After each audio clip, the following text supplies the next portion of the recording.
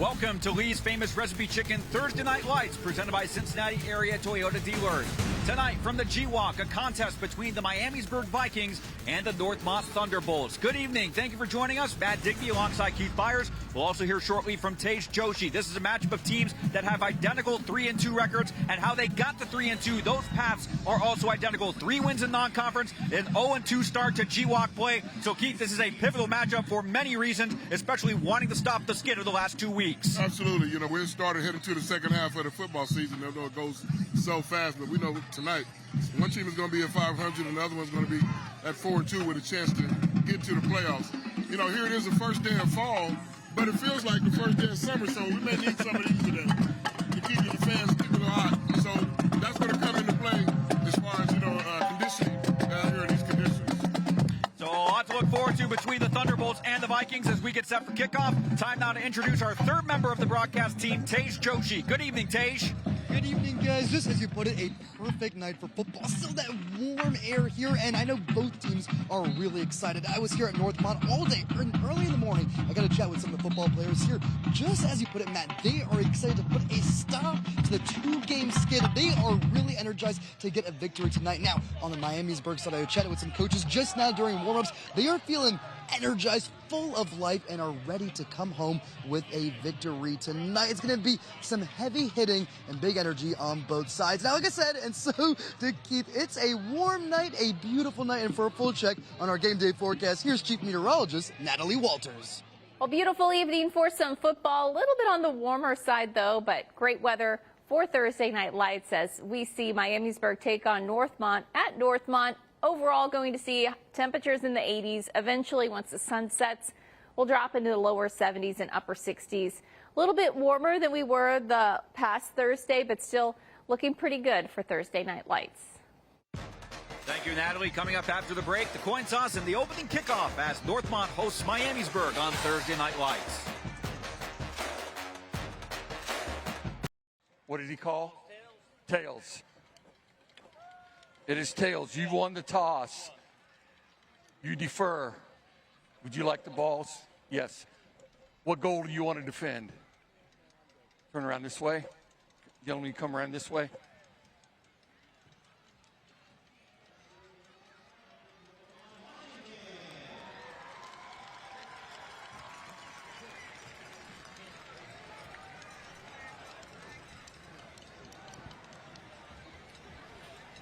That was the Toyota coin toss presented by Toyota.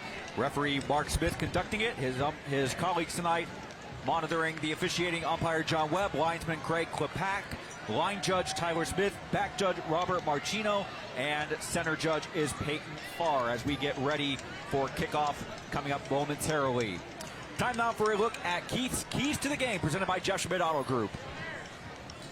Wait, yes, I have Miamisburg. You know, they need to, both these teams are 3-2. They got to control the line of scrimmage. That's really important when you're on the road and win the turnover battle. And Northmont, hey, get Deuce Courtney, the quarterback, defensive back, involved early, especially on offensively. He is dynamite. This is my third time seeing him this season, and every time I've seen him, I've been very impressed. But what I need to see Northmont do also is establish that running game. I haven't seen that so far. The running game has basically been Deuce Courtney with his scrambles. I need to see the traditional running game out of Northmont tonight. Well, you could say in another universe, both teams could enter tonight 2-0 in GWAC play based on the results of the last 2 weeks. Miamisburg, they had a first half lead 2 weeks ago at Centerville. It was a back and forth game last week with Wayne, but the Vikings coming up short in both of those. Northmont had a 14-0 fourth quarter lead at Fairmont before the Firebirds rallied to force overtime and ultimately win in overtime. And then a back and forth game with Centerville that ended in a 1-point win for the Elks. You saw Northmont will be receiving the opening kickoff. So this kickoff presented by Wright and Schulte. We are underway for week 6. It's a squibbler. A little one-sided tip.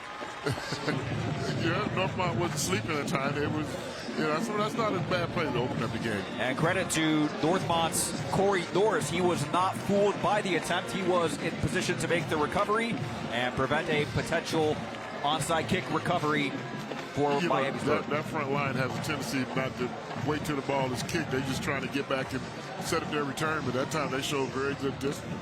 So to make sure the ball is kicked, and that time he did. It was kicked right to him, one side right to him. Excellent job of getting on it and falling down and giving the offense excellent field position. So Northmont will start from their own 46-yard line. They are going left to right across your screen. They are going toward the south end zone here at Premier Health Stadium. And already a flag before the first snap. Against, not Northmont, but against Miamisburg. Dead ball, Offsides. encroachment, defense, 5 yards, still first down. A little too anxious right away, huh? Well, both teams eager to put the results of the last 2 weeks behind them. Both the players said it, both coaches said it, Lance Schneider and Tony Broering. Well, I was telling Miamisburg to get off to a good, fast start, but not this particular. Got up a little too fast. On 1st and 5, Courtner rolling to his right. His pass complete to an open Daniel Ivory, and that's going to be maybe a yard short. As we take a look at the Northmont starting offense, Deuce Courtner, the quarterback. He has been in serious conversations with the likes of Texas Tech and Kentucky for where he wants to take his talents to college in a couple months' time, and he has 4 wide receivers in his starting lineup. Dallin Wilkins is another home run threat. You got to keep an eye on him as well as DJ Williams. Both those guys can score from anywhere on the football field. There was an official ruling of 3 on the gain, so it's 2nd and 2. And Courtner again over the middle. This pass complete for a first down. 1 broken tackle inside the 35. That is DJ Williams on the reception. And Northmont with the first down of the game, presented by Arby's. Yeah, we said, these guys are electric. You just caught their pass and got up the field, north-south running right away. Here's a look at the Miamisburg defensive starters. They go with a 4-3-4 setup. Many players bringing multiple years of experience. They were featured last year when the Vikings hosted Beaver Creek in Week 8 of Thursday Night Lights as a keeper on the handoff. Comment of the defensive ends from Miamisburg. One of their jobs tonight is to keep Courtner in the pocket. You can't lose contain. At that time, he got outside of the pocket and didn't complete that pass for a lot of yards that time, but he's going to burn you if you keep letting him get out of that pocket. Yeah, Courtner did a great job selling the fake to Callion Grant. That was the running back up the middle, but Courtner opting with the throw complete to DJ Williams for a gain of about 2. Brings up 2nd and 8. Courtner again to the left side. This ball is caught. Nearly broke 1 tackle, got to the 30. It's going to set up 3rd and short. That's Brady Lupton on the reception before being stopped by multiple Viking defenders. Yeah, I like Brady Lupton's effort trying to break the tackle. But I had a coach sometimes you got to know when the battle's over with. So he hung on and 3 other Miamisburg defenders got a chance to get a hit on him. 3rd down and 6 upcoming. This drive already to the Viking 30-yard line after, again, it began at the Northmont 46 after the squib kick was quickly covered. So a short field to work with from the very beginning. No runs out of Northmont yet. I don't think they're going to throw. They're not going to run in 3rd down either. Courtner forced to scramble back a bit and quickly running out of time. Does all he can to get rid of the ball. I mean, he tried to get rid of the ball before he stepped out of bounds. It's best that he did get it. They didn't give him. He tried to forward the pass, but that would have been intentional grounding, a loss of down as well as loss of yardage. Well, it was Mason Penrod who made the actual contact near the sideline, but also shout out to Aiden Gilman and Fletcher Rose. They were also in pursuit of Courtner in the backfield. Yes, but that's why, because ball, when you throw it away like that, it has to at least get to the line of scrimmage. That time it didn't because referees deemed him out, so he got away with 1. So 4th down and 6 from the 30. They look as if they're going for it. They're not going to try a short punt or a 47-yard field goal, or now Tony Broering, in fact, will call a timeout. He wants another look at it. Northmont, 1st of the half. So decision time in the opening 3 minutes for the Northmont Thunderbolts. They have a 4th and 6, and we'll have that play when we come back. You're watching Thursday Night Lights from Clayton, Ohio. 9:57 to go in the opening quarter from Premier Health Stadium in Clayton, Ohio. Northmont on their opening drive of the game. They're facing a 4th and 6 from the Miamisburg 30-yard line. And Keith Byers, your opinion, don't take the 47-yard field goal. This is the best option, just going for it. Yeah, you can play field position, but the chances of you punting the ball and getting it inside the 5 were slim, and it would go to the end, but they would have been touchback, get the ball at 20, so you might as well go for it. So Courtner with 1 man in the backfield. Throwing over the middle, has a man open, complete to Lupton inside the 5, and that is good for a Northmont first down. Brady Lupton. That's better than a punt inside the 5-yard line or a 47-yard field goal attempt. Now they got a chance. That 1st and goal with 4 chances to punch it in here A 26-yard completion, moving the Thunderbolts into the Donato's delivery zone. Donato's a great call for after the game. Order online for pickup or delivery at donatos.com. Every piece is important. And Thunderbolts also have another first down presented by Arby's. Well, it's our first run of the game. First run of the game is Callian Grant. Did well to break one tackle, but he will lose maybe a yard and a half. He will bring up second and goal. I thought that would have been a great time for play action. We would say they have run it, but look at Courtner. Ball's right on the number. What a job by Excellent Lupton to pass. find separation between the defenders. Hell's going to it.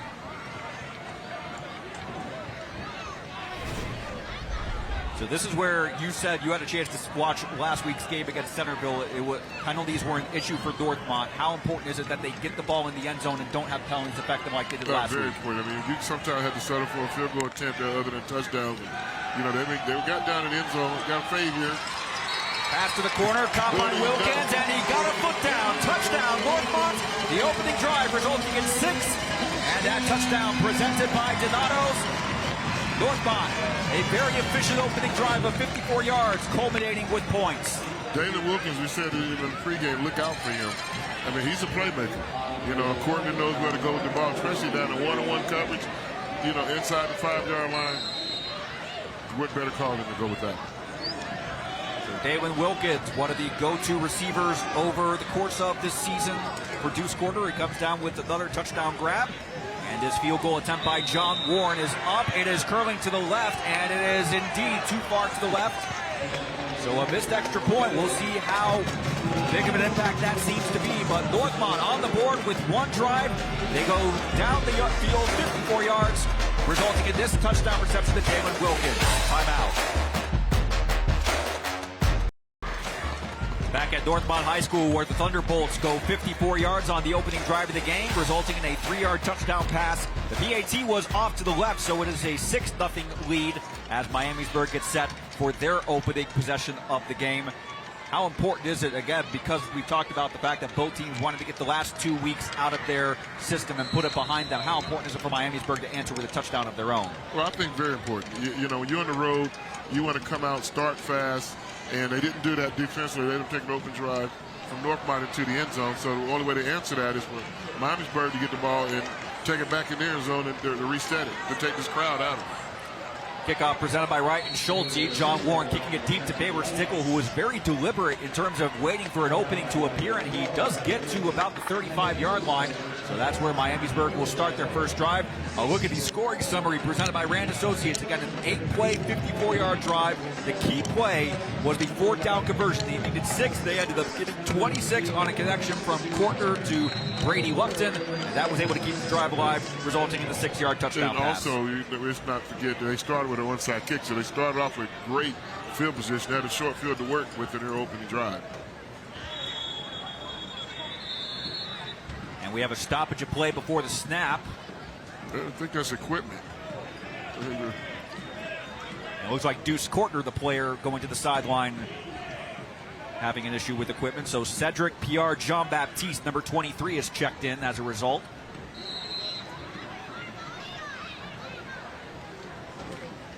Well, you know, safety first. You have equipment issues. He was somebody was trying to step up his helmet. So look at the Miamisburg starting offense. Preston Barr, the quarterback. He split time last year, but he is the lone man in charge of the Viking offense this year. Got 2 guys in his backfield, and here's one of them on the handoff. It's going to be a short loss. That was Hunter Durr, number 21, on the carry, and that's going to bring up second and long. And that's not the way they want to start the game. They want to start off with positive plays, to feel good about yourself and establish yourself. And they didn't do it in their first play. Northmont's defense goes with a 3-4 front, 3 men on the defensive line with 2 outside linebackers, 2 inside linebackers, Terrence Harrell and Terry Harrell. There are 2 different players on the Northmont roster. Terrence gets the start, but his younger brother Terry, they are related. As this pass over the middle from Barr is complete for a gain that was out of the backfield was Keith Henry. That actually resulting in a fairly positive gain, going to bring up 3rd and short. He made himself big there. Gave the quarterback a fake ball fake and hit him on the check down and went for very good positive yards. And the running back, and you say it's hard to get on the ground. Ball at the 44-yard line. Miamisburg trying to get a first down on their opening drive of the game. We're coming up on 7.5 to go in the first quarter. The last thing you want is to go 3 and out on your opening drive on the road. So this is really key for Miamisburg. Already down 6-0 after Northmont with a very efficient opening drive. Now can Miamisburg answer? A high snap, and it was well done by Barr. The kind of mark we got. They hit him in the backfield, but he got some forward momentum. And it seemed like, was it enough for the first down? The near judge indicating yes. Yes, the initial hit was behind the line of scrimmage, but he didn't give up. Leg drive, and we teach running backs fall forward. Good things are happening. Good things happen. Just enough for the first down. So Hunter Durr with the first down pickup, as you see Tony Broering, the Northmont head coach. He is very familiar with Miamisburg head coach Lance Schneider. Of course, Schneider, a former Thunderbolts coach here in the northern half of Montgomery County. First down presented by Donatos. It's Barr on the QB keeper running to his left. He's able to gain maybe 2.5 yards on the far sideline in front of the Miamisburg bench. I see Miamisburg is being committed to the run here in this opening drive. Only one pass so far. When you run the ball, you get some first downs, you eat up clock. That makes for the shorter game means every possession, is precious. And even that one pass out of the backfield to Keith Henry. They have not used Connor Smith, Jaden Bruton, or Bryce Vaughn, the tight end, yet. Smith had a couple of touchdowns last week in the game against Wayne. He had a touchdown run last year on Thursday Night Lights when the Vikings beat Beaver Creek. Barr alone at his 40.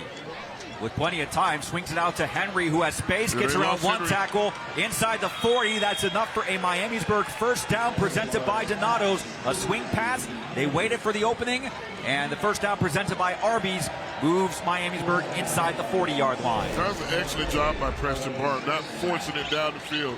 The protection was great. Went through his coverages and hit the check down. The running back got lost in the coverage of those deep receivers, and the results in a first down. And one thing I noticed about Henry on that play, he was already in motion, so Northmont potentially a missed assignment there as Miamisburg sets up at the Thunderbolt 39-yard line. Both teams have gone past the 50 on their opening drives of the night. And a fumble on the botched handoff. It's all Barr does to prevent the turnover. He falls on it back at the 43-yard line. He was trying to give the ball to Keith Henry. Henry was thinking maybe play action, and Barr preventing disaster for the Vikings. Yeah, those RPOs, those run pass options, that's sometimes the downside of that. You try to hold it too long. The running back doesn't know, it's in my gut. Do I keep it? Do I squeeze it? Or is he going to pull it? And that time, he went to pull it, but Hunter had a grasp on the ball, and that's the result. The ball ends up on the ground. So 2nd and 14, but from the Miamisburg perspective, at least it is not 1st and 10 Northmont. Barr again, Henry in motion, but Barr looking down the middle. A first deep pass of the night, and got a man caught for a Viking touchdown. Connor Smith, his first reception of the night. It's good for a 43-yard touchdown. That touchdown presented by Donatos, and Miamisburg is an extra point away from taking the lead. Just like that. You look at Miamisburg offense, they use a lot of motion, just to bother the defense's eyes so they don't get locked in. And play action pass, safety comes up too quickly, and next thing you know, you got the receiver running over the top. Saw two Northmont defenders trying to make a play on the ball, but there was a shorter, not as deep a receiver, and then Smith behind everybody. The ball found its way to Smith, and here is the extra point on its way, and that is good. So Miamisburg on their first drive goes down the field 65 yards. Tristan Linville adds the extra point that gives the Vikings a 7-6 lead. That's how you answer the drive that opened the drive that resulted in a missed extra point. You're going to get your touchdown, and you look at that extra. Take it over, talk the touchdown pass. Look at that. That's just excellent execution. It's a high risk, high reward. That was Dalen Wilkins for Northmont. If he makes contact with that ball, disrupts the air trajectory of the ball and prevents Smith from making the catch. But you tell your defensive backs, stay deep as the deepest receiver. And that time he had got sucked up and he couldn't get back, couldn't get back in time to get over the top, and the receiver just ran by. So 2 drives total, 2 touchdown passes. I think we were anticipating a great game, and if the opening 7 minutes have been any indication, this has been an outstanding start. You know, when you have a missed extra point, some point during the game it comes back to haunt you more often than not.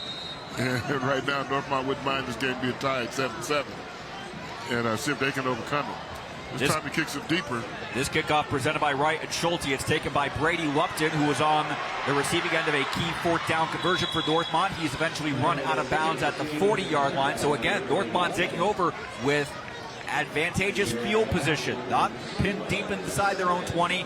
Not quite on the other side of midfield, but good field position at their own 40. The scoring summary brought to you by Rand Associates. 7 plays, 65 yards, with the 43-yard touchdown pass from Preston Barr to Connor Smith on a play where Smith basically just got behind everybody and made the catch. And the extra point right now is the difference. That was a good play call also by Miamisburg. They didn't panic. You know, a lot of times you're on the road, the home team scores, you have a tendency to get out of your game plan. They stuck with it, and now they're not just already back in the game, they have the lead. So Northmont back out for its second drive of the game. Kortner in the shotgun. He threw every play but one on this. He's got a lot of green shirts in front of him. And this pass is complete for another Northmont first down. That is Callian Grant on the reception out of the backfield. That's good for a Northmont first down presented by Arby's. And it moves the Thunderbolts inside the 45 to the Miamisburg 43. You know, I like to call screen on first down. You don't have to always wait the second and long to throw your screen pass. You're looking for it. First and 10 screens work just as well, if not better. Kortner again on the keeper. First time he's kept it. One broken tackle. And with that extra patience, he may be very close to a first down pickup on his own. They will mark him a yard or two short, but still the craftiness to get by one tackle, a 2 or 3 yard gain, not bad on first down, but to turn it into really 8 now, it makes up 2nd and 2. You know, I've watched him a lot this year, and the first guy usually doesn't get him down. He is, you know, he's well-conditioned athlete, stays the same, you know, still will play corner also, quarterback and corner. You know, that's a tall, you know, it's almost like the Travis Hunter from Colorado of high school. He's the best athlete on the field, you know, for Northmont, and he doesn't come off too often. Dead ball, encroachment, offense, number 66, still second down. So we had an encroachment penalty on Miamisburg during Northmont's first drive, and now Northmont offense called for an encroachment penalty. That will move it back to 2nd and 7 from the 40-yard line. Penalties have been a problem for Northmont this year. Too many penalties. They played a big role in the outcome of last week's game against Centerville, as Kortner on the QB keeper has enough room to get to the far sideline in front of the Miamisburg bench. Should be a first down. Should have enough on the first down from our vantage point, and they are going to move the chains. They needed 7. Kortner got at least 8. That is a Northmont first down presented by Arby's, and they will set up shop at the 33-yard line. You know, I saw Kortner play last week, and he had some cramping issues. He was playing so much and so hard. You know, hopefully he hydrated a little bit better tonight, because Northmont's going to win. They're going to need him a lot. A deep ball, almost caught and almost hung on. It was DJ Williams who got a fingertip on the ball around the 10, but a hit from a Miamisburg defender, Baylor Stickle, knocking the ball loose. A key play for the Viking defense. You know, I just talked about that for Northmont. When you're the strong deep safety, you got to be deepest than the deepest wide receiver. That time Baylor Stickle was there to be able to, you know, to break that down, break that play up. Otherwise, it's a touchdown. So he kept his depth. That was good discipline. Second down and 10 rather from the 33-yard line. And Kortner at the last second decides to keep it instead of the give. And he's quickly to about the 25-yard line. That's going to bring up 3rd and short. There is an injured Miamisburg player back at the line of scrimmage.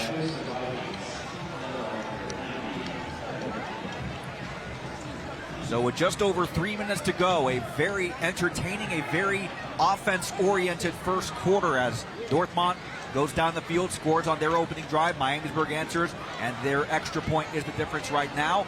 And Northmont right now in their second drive. Be sure to follow us on Facebook using the handle at Dayton247 now and the hashtag Thursday Night Lights. Of course, we welcome those of you watching on MyTV Dayton, but you can also watch us streaming live on our Facebook page, Dayton 24/7 Now, and also on our website, Dayton247now.com. And we'll have highlights coming up tonight at 10 and 11 on Fox 45 and ABC 22. We'll also have coverage of this game tomorrow night on Donato's Football Friday. Adam and I will have highlights from around the Miami Valley as there's a look at the homestands and now the Miamisburg fans who have made the trip from the southern half of Montgomery County up to the northern half. Good fan support. Thursday Night Lights, everyone comes out for that. See some of the fans get their little Thursday Night Light fans in the audience. They said it's the first day of fall, but it feels like we're still in the middle of summer. So conditioning will be a problem tonight. You may get some cramping. Hopefully that's all that was with Drew Dunaway. Yeah, Drew Dunaway, the player, it looks like he is able to walk off the field under his own power after receiving some medical attention. It has been hot in general and dry too. That's the other thing. We barely had any rain the last couple of weeks. It's not a bad thing. I'm a golfer. I am too. 3rd down and 2 from the 25. Here comes the blitz. Cortner throwing to his left and quickly batted away. That was well read on the part of Kevin Sewell, wearing number 7. But he just sat right down on that route. He knew the blitz was coming, and that meant Cortner had to get rid of the ball faster, so he got up even closer to the wide receiver and waited on the pass. So that brings up 4th down and 2 from the 25. On their first drive, Northmont faced a 4th down. They passed up the opportunity for a 47-yard field goal. They went for it, and they converted it on 26-yard play. Now they only need 2, and a 26-yard play here would result in a touchdown. Bring pressure. Cortner rolling to his left. It's low, but it's caught by DJ Williams. He is inside the 20, and that's good for a Northmont first down. So very risky for Cortner to keep it, and it was a low throw, but a great adjustment by DJ Williams. That moves Northmont inside the Donato's delivery zone. Donato's a great call for after the game. Order online for pickup or delivery at Donatos.com. Every piece is important. And that is another Thunderbolt first down presented by Arby's. That was an excellent catch. That was just right off the shoestring. It was a matter if that was going to hit the shoestring or hit the turf. It would be an incomplete pass, but give Drew credit for that. DJ Williams on the reception to keep the drive alive. And here's a pitch out to Callian Grant. Quickly gets a gain on the play inside the 15. He is tackled at about the 11-yard line, but there's a flag. You got laundry. Finally had a good running play, and it comes back. So that's going to bring up 2nd and long if the flag is indeed on Northmont, and the behavior of the Thunderbolt offensive line is that it will be moving back. Offense number 8, 10 yards from the previous spot, first down. Yeah, Brady Lupton, the wide receiver out there blocking. So that will move the ball all the way back to the 28-yard line, first down and 20. With Northmont, they can't keep these self-inflicted wounds. That's been the problem all season. I mean, this is their 2nd drive of the game, and both drives have had, more than, multiple penalties on it. Grant remains the lone man in the backfield, 1 man in motion. Cortner throwing over the middle, caught by Dalen Wilkins. That's inside the 10-yard line. That should be close to a first down. Maybe it will be 2nd and short. They will be 2nd and 2, but still, they get the 10 yards back for the penalty and set themselves up for 2nd and short. Yeah, that Cortner to Wilkins combination, I've seen it a lot this year. They have good chemistry together. It's already worked for a 6-yard touchdown earlier this quarter. Can they get a touchdown and get back in front with just under 2 minutes to go until they break for the 2nd quarter? A handoff up the middle, off to the left side rather. First time we've seen the carry of Trey Quincy, the senior 5A running back, and he got maybe a half yard. Maybe. But they're going to mark it 3rd and 2 from about the 10. At least the wide side of the field is the right side. I would look for some kind of either fade or look for Deuce Cortner to roll right, give him a run pass option. And Quincy still in the backfield as Cortner That's a lateral pass. It's complete to Lupton. Quickly got around one man, and Lupton into the end zone for a 10-yard touchdown. Northmont retakes the lead in the final minute of the first quarter. Excellent play. Excellent play. Good use of the play action and receivers. You know, when I was in Philadelphia, Buddy Ryan said my receivers have to block if they want to catch the ball. So you have to give the receivers for Northmont credit just for that. You know, everybody's probably thinking fade, but they blocked up and allowed Lupton, you know, to come around there and catch that swing pass, get upfield and score a touchdown. That's not possible without those wide receivers, you know, blocking at the point of attack. That touchdown presented by Donato's as the Thunderbolts, because they did miss the extra point on their first touchdown, they are in formation to go for two, but there's a stoppage right now. So it was Lupton who had the penalty that drove Northmont back, but he more than makes up for it with the 10-yard touchdown reception from Deuce Kortner. Where they're 2 for 2 drives, 2 touchdowns. Can they get this 2-point conversion? Grant back in the ball game as the lone running back, and Kortner, quick throw to Grant. It's caught, but he is stopped well short, so Miamisburg able to hold 2 touchdowns for Northmont, but it is only a 5-point lead at 12-7 with 55 seconds to go in the first quarter. Yeah, you know, this play was just, look at that blocking at the point of attack. You know, that allowed Lupton to come outside. Deuce Kortner did a good job of giving the ball to the receiver out wide and stretch the defense and get his shoulder. That's just the way he's drawn up. You know, he can't do that without the blocking of the wide receivers. So 2 drives for the Thunderbolts, 2 touchdowns. Let's go down to the sideline and Tage Joshi. Hey guys, the Bolts fans here are pumped up. Look how excited they look in the student section tonight. And if you look closely, it is red, white, and blue night. And before the game, the cheerleaders here got me ready for red, white, and blue night. Look at this great paint job they gave me. So thank you to all the wonderful cheerleaders here. And the fans here are having a great night. They are pumped. Just look at them roar. For now, they're back to you guys up in the broadcast booth. All right, thank you, Tage. I can say with confidence he wears that face paint a lot better than I would. A lot better than me also. Yeah. Yes. Way to go, Tage. This kickoff presented by Wright and Schulte. It's taken deep again by Baylor Stickle. It's returnable. Quickly up to the 25-yard line. Quickly close to the 40-yard line. Another great return, so good field position for the Vikings.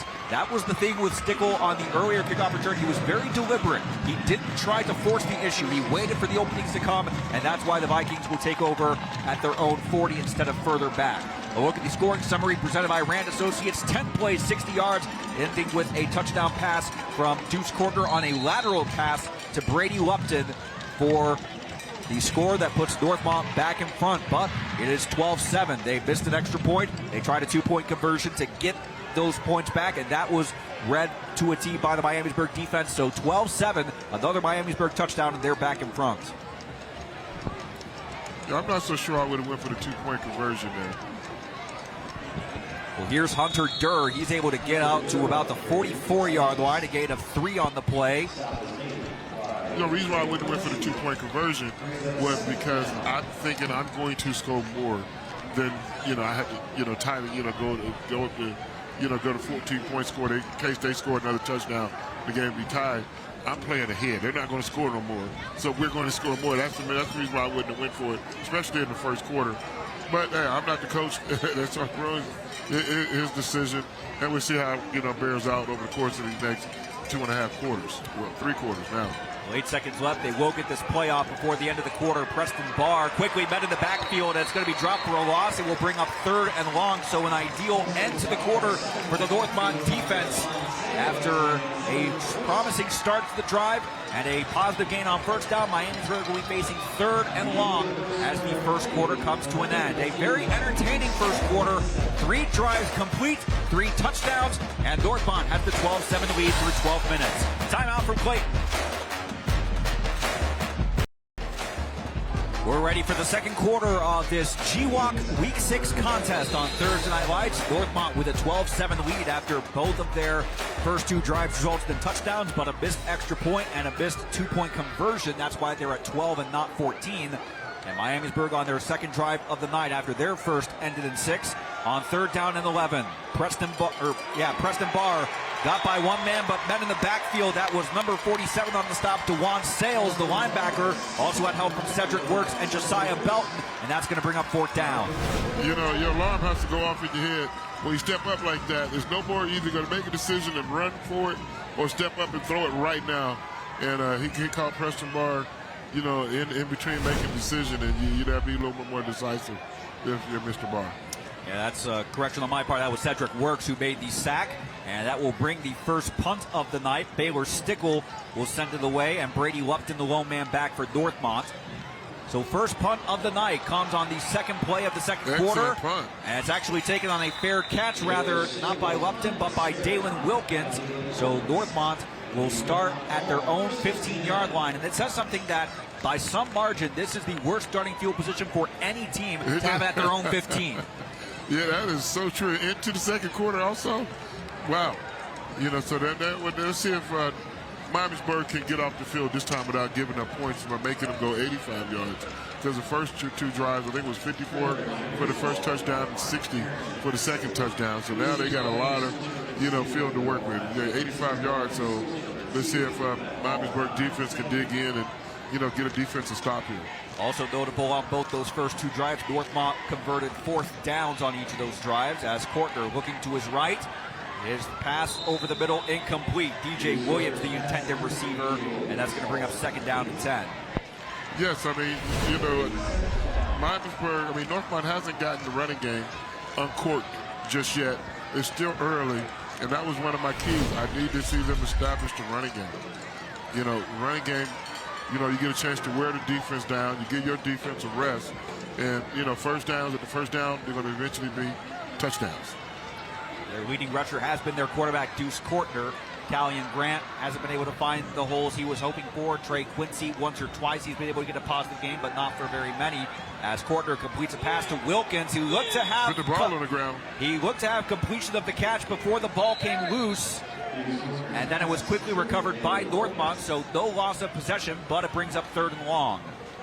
I think they called it incomplete pass. Incomplete pass, 3rd down. There it is. From our angle, it looked like Wilkins was able to trap it, but from that angle behind the end zone, we clearly see that Wilkins did not have possession. Yeah, the ball did come out real quick. Now, this is a key down for Miamisburg. It's 3rd and long, 3rd and 10. You know, can you get off the field? But Northmont's been converting them so far. Kortner going out to his left. It is incomplete. Intended for DJ Williams. No flag on the play. So the Viking defense will hold. That will bring up 4th down. The first time we've seen a 3-and-out for the Thunderbolts. Well, not only does the defense hold, they're going to get excellent field position. Yes. But a good safety play. Maybe it could have almost been a pass interference. If the NFL got there, you know, Baylor Stickle got there just a smidgen early. Oh. You know. Got away with one that time. No flag, but Baylor Stickle. He got up looking around. Nothing? Okay. Baylor Stickle judged to have cleanly defended that pass. So that will bring in Cedric Pierre Jean-Baptiste for the punt. Yeah, nice punt there. Nice and high. Fair catch signaled and fielded by Connor Smith. And Miamisburg will take over inside the 50 at the Northmont 48-yard line as they look to regain the lead. We're early in the second quarter of Thursday Night Lights. There's a bit of symmetry here on Thursday Night Lights Week 6. Miamisburg and Northmont both entering this game at 3-2. They had won 3 straight each. However, they're coming into this game having lost their last 2. Well, we've had 5 drives tonight. The first 3, touchdown, touchdown, touchdown. The last 2 drives have all ended in punts. Hey, that's something a little different, huh? So I guess the defense is showing up and saying, don't count us out just yet. We're going to make our impact in this game. Miamisburg, with their 3rd drive of the game, will take over at the Northmont 48-yard line. Barr rolling out to his left, quickly pursued by Works, but Barr evading that defender, and he quickly nearly turns a 1st down, as a matter of fact. Looked like he was in trouble. Looked like lightning bolts trying to get him before he got out of bounds. You see Cedric Works quickly able to get by his defender, and Barr able to evade him before eventually being forced out of bounds. Officially, they'll mark him at the 39-yard line, a gain of 9, so 2nd and 1. Just about 10.5 minutes to go in the first half. It's a beautiful night of football. Just absolutely beautiful. Hunter Durr rejoins Barr in the backfield on the left hip. Now Smith in motion. He has the lone touchdown on the reception, and Smith on a swing pass quickly inside the 35 and the 30, and eventually forced out of bounds near the 26-yard line. That's going to result in a Miamisburg first down presented by Bathmasters. Trey, that looked like a play out of Northmont's book. It did. Except both coaches know each other so well. So if you can run that play out to the running back coming out of the backfield, the wide motion flare route, so can I. It's the teacher and the pupil. Connor Smith, he hasn't had many receptions in this game so far, but one has been for a touchdown and another was a first down pickup. So 10:26 to go in the half as Miamisburg looks to go back in front, which they can do with a touchdown. Barr on the keeper after a fake handoff to Keith Henry, able to gain about 3 on the play as he moves inside the 25. I've been watching Preston Barr, for a while now. You can tell he has a great command of this offense. He's playing like the way you want your quarterback to play. He's the leader. You can tell the players are feeding off him, and he just commands it. There's that presence about him. And it helps that he, like Kortner on Northmont, they've been starting quarterbacks for multiple years. This is not a situation where they're still trying to find their own identity as a quarterback, especially as a starting quarterback in the GWAC. They already have that master. As Barr on another keeper quickly gets to the 20, maneuvering inside the 20, will be close to a first down. It will depend on the spot. Regardless of where they spot it, he does move. Barr does move because of the run. The Vikings have entered the Donato's delivery zone. This is run all the way. You're the defensive ends in any defense, Miamisburg or Northmont. You have to set the edge, meaning you can't let the quarterback out of the pocket. And when he does, more often, good things happen for offense. Donato's Pizza, a great call for after the game. Order online for pickup or delivery at donatos.com. Every piece is important, as the Vikings do have a 3rd and 1 from the Northmont 17-yard line. Durr up the middle, looks to have enough at first glance, and he does inside the 15, and that will be another Viking first down presented by Bathmasters. If you're Northmont, are we playing the bend but don't break defense, or are we going to be broken? In this drive, they have Northmont a little confused on defensively. We think they're running outside and run inside. We think they're running inside and run outside. We think they're running and passing the ball. So Miamisburg is called an excellent offensive game plan by keeping Northmont back on their heels. Ball marked at the 14-yard line as Durr rejoins Barr in the backfield. And it's Durr on the carry. One broken tackle that moves him inside the 10, close to about the 6, so it will be 2nd and short. Probably the longest run of the night for Miamisburg. Yeah, but they just lined up. They both have big offensive lines at that time. You got to give Miamisburg credit. They just putting hat on hat, running right downhill at you, nothing fancy, but they just committed to the run, and they've been committed to the run from the opening drive of the game. You see there are multiple Thunderbolts being required to make the stop, including Deuce Kortner, who plays as both a quarterback and as a defensive back. He was called into action to make the tackle on that play. And Preston Barr is another runner who you don't account for. Handoff on the swing to Connor Smith. He has a blocker trying to maneuver back inside, and he's able to break the plane for a Miamisburg touchdown. Connor Smith waiting for the opening. He has one receiving touchdown, and now from 6 yards, he has a rushing touchdown, and the Vikings go back in front 13-12 on a touchdown presented by Donato's. That was just excellent play calling, excellent execution. They gave you the whole gambit. Whatever you thought they was doing, they went opposite. And, you thought they'd run inside, they run outside. Think they're running outside, they run inside. You think they're running, they're throwing the ball. So that was just a great, series of offensive football. That's when you put on the coaching reel. They're going for 2 here. A 2-point conversion would extend the lead to 3 points. Still got to account for the quarterback run. Lone man in the backfield. He's quickly rolling to his left. He finds a hole, diving, and he got it for the 2-point conversion. So Miamisburg increases their lead to 3 at 15-12. There is a flag after the play. Dead ball, unsportsmanlike. Miamisburg number 3. That's his first. So the 2-point conversion stands on the run by Preston Barr. And Miamisburg is a 15-12 lead. Northmont with an opportunity to answer with 8:23 to go in the first half. Timeout. The view from Northmont High School in Clayton, Ohio, as we welcome you back to Lee's Thursday Night Lights, Week 6 of 2023. Miamisburg just scoring their second touchdown of the game to take a 15-12 lead with just over 8 minutes to go in the second quarter. Matt Digby, Keith Byers, Tage Joshi, and our crew, thank you for making us a part of your Thursday night, one of the first days of fall 2023. But as Keith has alluded to, the last few days have felt more like summer. They surely have. I mean, weather is going to play a factor tonight as this game wears on. You know, so conditioning is going to be important.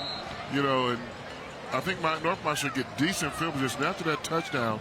They called unsportsmanlike conduct on Connor Smith, and so they're forcing on this kick return. So Tristan Linville with the kickoff presented by Wright and Schulte. It's quickly taken, and one broken tackle quickly out to the near sideline. That was DJ Williams on the return, and Northmont will take over at their own 46-yard line. That's been the average area of where they've started their drives. Their last drive ended in a punt, but they were also pinned back at their own 15. But the other drives started great field position and resulted in touchdowns. The scoring summary presented by Rand Associates: 7 plays, 52 yards, resulting in a 6-yard touchdown run by Connor Smith, his second touchdown overall of the night, and the 2-point conversion accounting for Miamisburg's 3-point lead at 15-12. Well, with this kind of field position, if you're Northmont, you think we have to get points on the board. Even if it's a field goal to tie the game up, you get great starting field position like this. All you need is 1 or 2 first downs, and you're right where you want to be.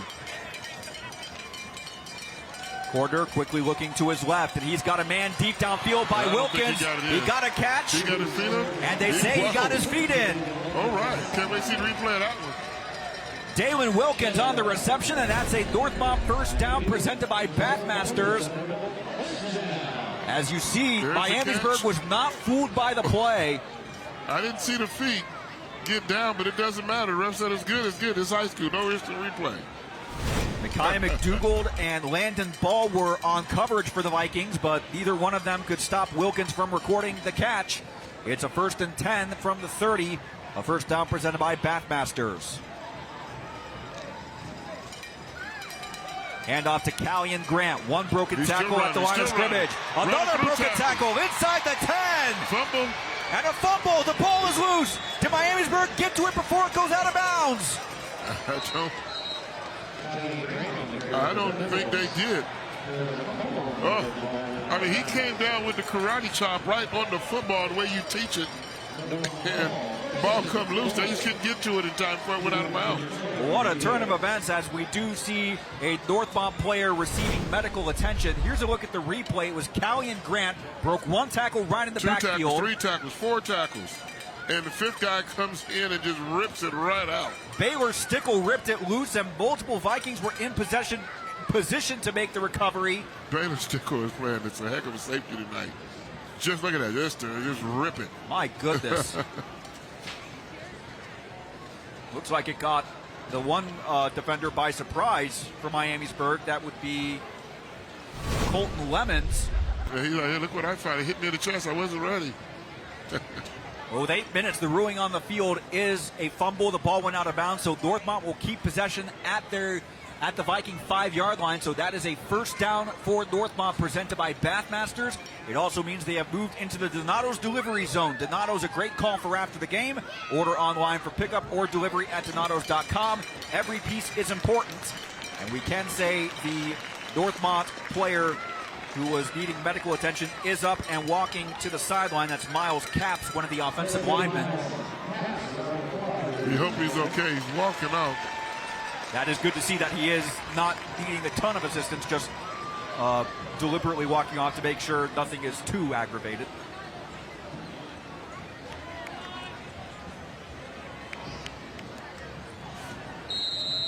So after a big run by Callian Grant, which nearly became a turnover, it's 1st and goal for the Thunderbolts at the Viking 5-yard line.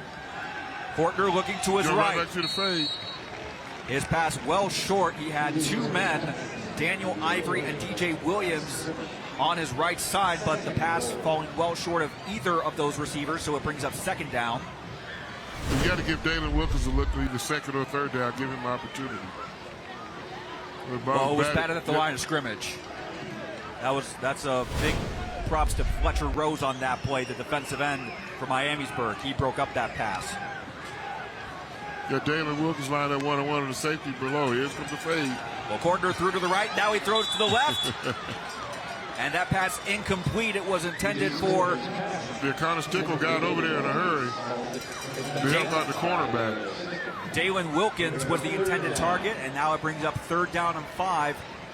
We've seen on their touchdown drives Northmont converting fourth downs if they get to that situation here, Keith. No doubt they go for it. Connor Stickle came over the base, batted that one away.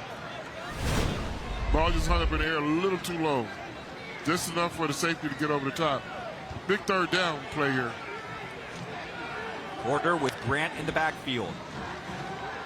Scrambles past one man, and that's all he needs to do as Cordner walks into the end zone from 5 yards out. His first touchdown run of the night, and Northmont goes back in front 18-15. That's a touchdown presented by Donato's. That gets your home fans right back into the game again. And that's their third touchdown of the night. They were only able to get 2 in the end zone 2 weeks ago at Fairmont, and last week against Centerville. They have already eclipsed those 2 touchdowns with the third one tonight. As here is John Warren to attempt the PAT. He missed to the right on his first attempt after the first touchdown. This kick on the way is good, and it is a 19-15 ball game.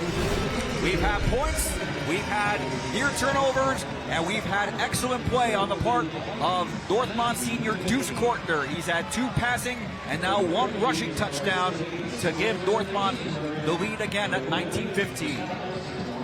Yeah, Deuce Cordner's family sitting in front of us, you know, here on the Northmont side from the press box. And the reason why I know that they ought to get the Cordner's his number and name on the back. So they was excited to see their relative score that touchdown.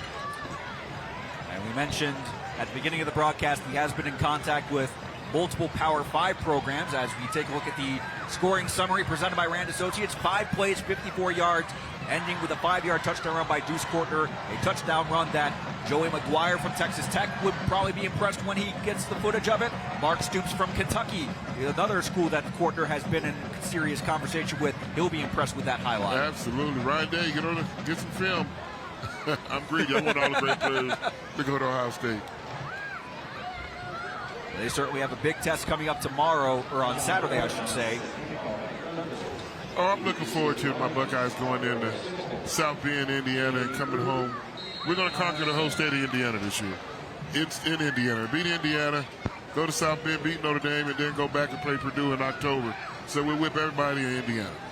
That's the goal for the Buckeyes this year. Well, I mentioned it on our Dayton 24/7 Now broadcast last night as this kickoff presented by Wright and Schulte. It's back, taken inside the 15, and Stickle quickly bent this time. It's a short return of about 10 out to about the 26-yard line. That's where Miamisburg will take over. I mentioned this last night on Dayton 24/7 Now.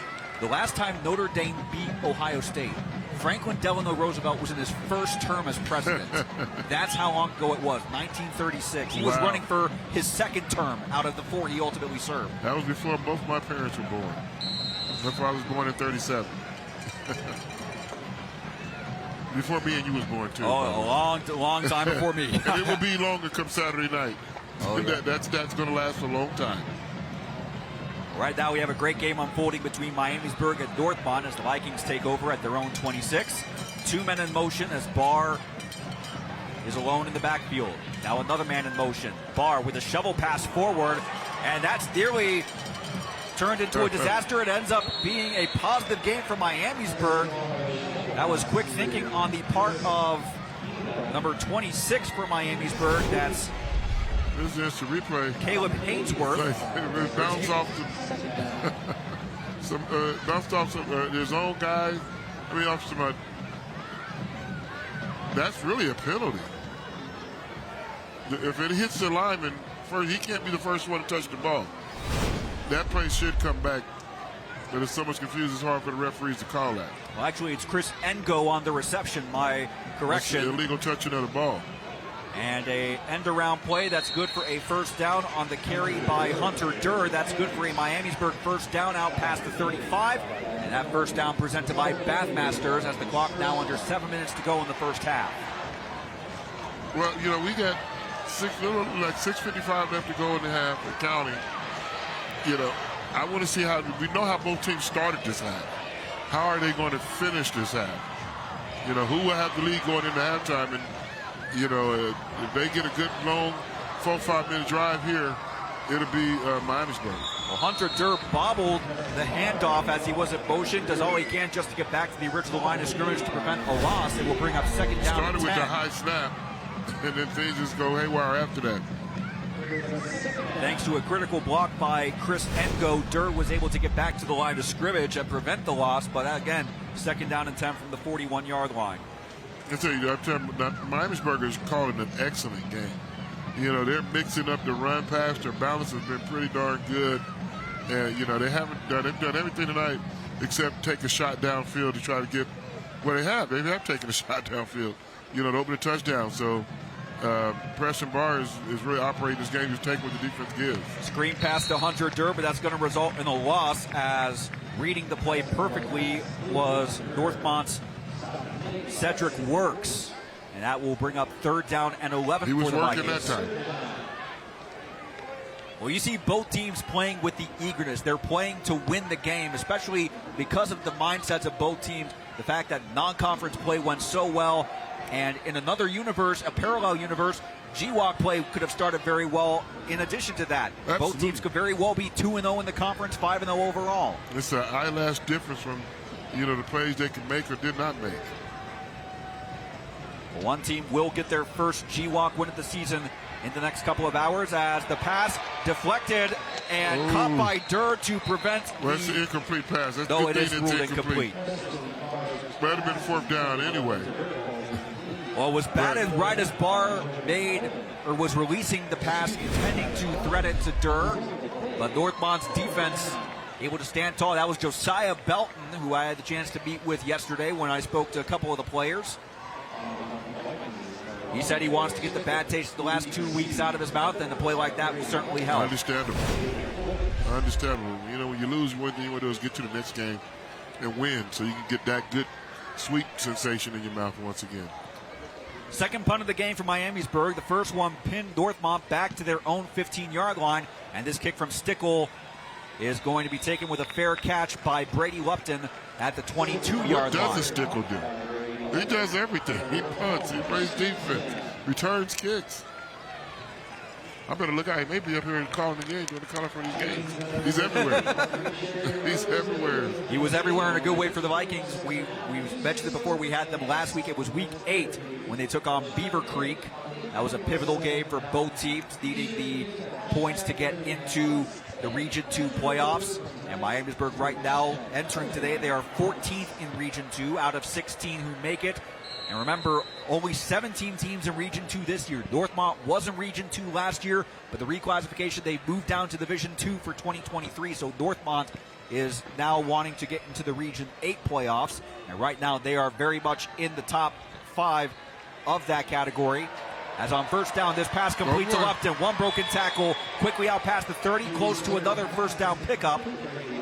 I wonder who made that tackle. Stickle.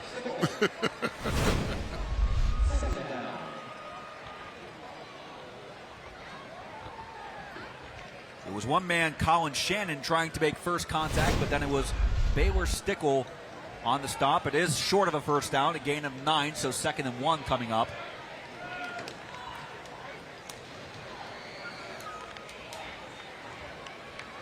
Kortner on the keeper. Oh, excellent play. He was quickly met in the backfield by Peyton Hoskins. If Peyton Hoskins doesn't make that tackle, Kortner has a lot of green grass or field turf, a lot of open field to work with. Well, as it is, Kortner does have enough for the first down pickup presented by Bathmasters. So that keeps the clock running. We're now under 4:45 to go, or coming up on 4:45 to go until halftime. I think that could have been a touchdown instead of a first down if he doesn't get tackled. Great job by the defense. Kortner, Right another QB run up the middle. One broken tackle, quickly out past the 45 to about the 49. That should be another Northmont first down presented by Bathmasters. So the Thunderbolts, aware that they only have the 4-point lead and the fact that Miamisburg is going to get the ball on the second half kickoff. And Cortner with a couple of extracurricular words. And Drew Dunaway said on him, that's why he's a little upset when they was unpiling. Quick thinking on the part of the Thunderbolt and Viking teammates to say, hey, we have a great game that we're part of. Let's not, let's keep it. He's trying to get up. Look at number 9, just like, let it get off. You're like, hey, he's little gamesmanship. No harm, no foul. It's easy for me to say from the press box. Because when I was in Deuce Corner, I would have reacted the same way. Well, both teams have certainly gotten plenty of highlights. If you're just joining us, those of you who have been watching us from the start have been treated to a great game so far. That pass incomplete, intended for DJ Williams on a swing, but it was a forward pass. Brings up second down.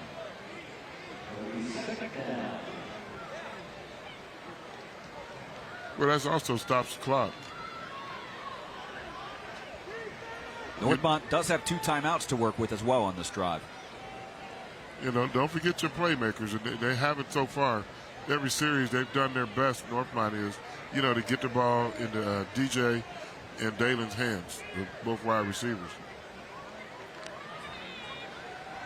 Cortner thought about throwing to his right at first. Now he's going to take off on the left side and quickly has enough to get inside the Miamisburg 40. And that's good enough for a Northmont first down presented by Bathmasters. They have been very efficient at getting enough for the first down when needed. They don't have to get it all in one play, but slowly and surely their drives have been very methodical. Again, more often than not, resulting in points. Absolutely. They're doing an excellent job of that. I complimented, I should say, the Miamisburg offensive play calling. But Northmont's play calling has been outstanding also. Just as stout. And it's a lot easier when you got Deuce Cortner back there to call the plays. You know, he is magical, you know, with that football in his hand. Mark at the 39-yard line as Northmont tries to extend the lead. Cortner rolling to his right.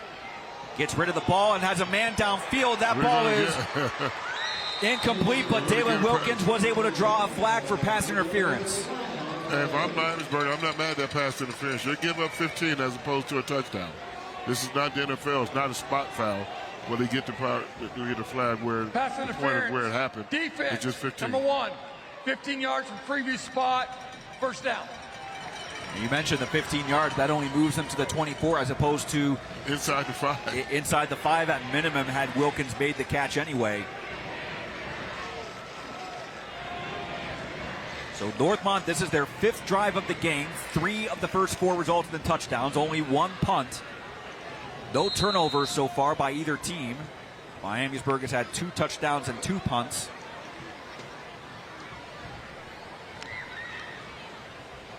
On first down from the 24. Grant in motion, and he takes the handoff, trying to get to the outside. There is a flag on the backside of the play. Grant doing all he can just to get back to the line of scrimmage, but we'll check. There was 1 penalty flag thrown on the near sideline and then another moments later thrown on the far side. Now, I want to see what are their discussion, because the one on the near side, closest to us, he called that pass. He threw that flag for real early. You know, it made me think it has to be holding, but that's really not his call. That should be the line judge's holding. call. Offense number 79, 10 yards from the previous spot, first down. There it is. I mean, again, this has been a reoccurring theme with Northmont. Every time they get the ball, they get a penalty. I want to see them tonight go 1 series without a penalty offensively. They mentioned that was a big issue. Do that in big-time games. Last week against Centerville, and that played a factor in the matchup, finishing 13-12 in favor of the Elks 6 nights ago. How many plays you got for 1st and 20? From the 34-yard line, Cortner quickly chased. He's still looking ahead. And he's going to dive forward just to prevent a loss on the play. They may give him actually a loss of 1 based on the spot. They'll move it back to the 35-yard line. We'll make it 2nd and 21. I mean, he absolutely had. Nobody was open. Nobody was open. Cortner evading the play of Fletcher Rose, but he cannot get past the team of Drew Dunaway and Marshawn Gregory Bay combining for the tackle for loss.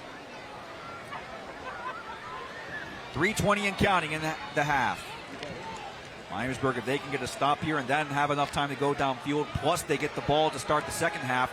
Kortner rolling to his left. He's going to be sacked again. The ball loose.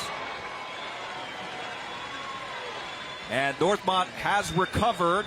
That was an alert play on the part of number 71, Tyler Ankrum, to prevent the turnover, but now the ball is back at the 40-yard line. Northmont is facing 3rd and 26. You know, something like this, I thought that ball came loose. Miamisburg defender didn't realize the ball was right at his hip. And I'm in here making a mess in the press box. See, it's 3rd and long here. I'm looking to just get some of it back and then still go for it on 4th down. You know, you just don't want to have another negative play, and they bring blitz. Kortner hit as he throws and does all he can just to prevent the sack. No flag on the play. But what a read on the part of Peyton Hoskins. Came off his blind side. He never saw it. You know, he took his 5th step. So Northmont with a promising drive that goes as close as the 24-yard line. But in fact, actually that was not Peyton Hoskins, excuse me, that was Marshawn Gregory Bay who made contact, number 98 on the play. Ooh, he come flying in like a bat out of hell. He was sure. So instead of a chance to extend the lead, it's now 4th and 26 from the 40-yard line. There will be some room to work with for Cedric Pierre Jean-Baptiste. Yeah, I'm looking for a nice high punt, you know, inside the 10-yard line. Now we have a stoppage of play. Well, Northmont was in a somewhat similar situation. Miamisburg. On their very first drive, they were facing a 4th down on the 30-yard line, and you said go for it instead of trying a short punt or a 47-yard field goal. Well, that 30-yard from the 30 on that 4th down play, it results in a 26-yard completion, and the drive ultimately ending with the first touchdown of the night. But 4th and 26, I think you play it safe and punt and hope you can pin the Vikings back. Absolutely. You know, give your defense, a chance to, maintain the lead, going in, at the half. You got to play smart. These GWAC games, it wasn't the toughest conference, here in Southwest Ohio. So we know every game in the GWAC conference is going to be, a nail biter, and it's going to be, you can't take anyone for granted no matter what the record is. Again, 7 of the 8 teams this year are in Division I. Northmont did move this year down to Division II, so we'll see if they move back up to D1 for 2024. It will be based on multiple factors.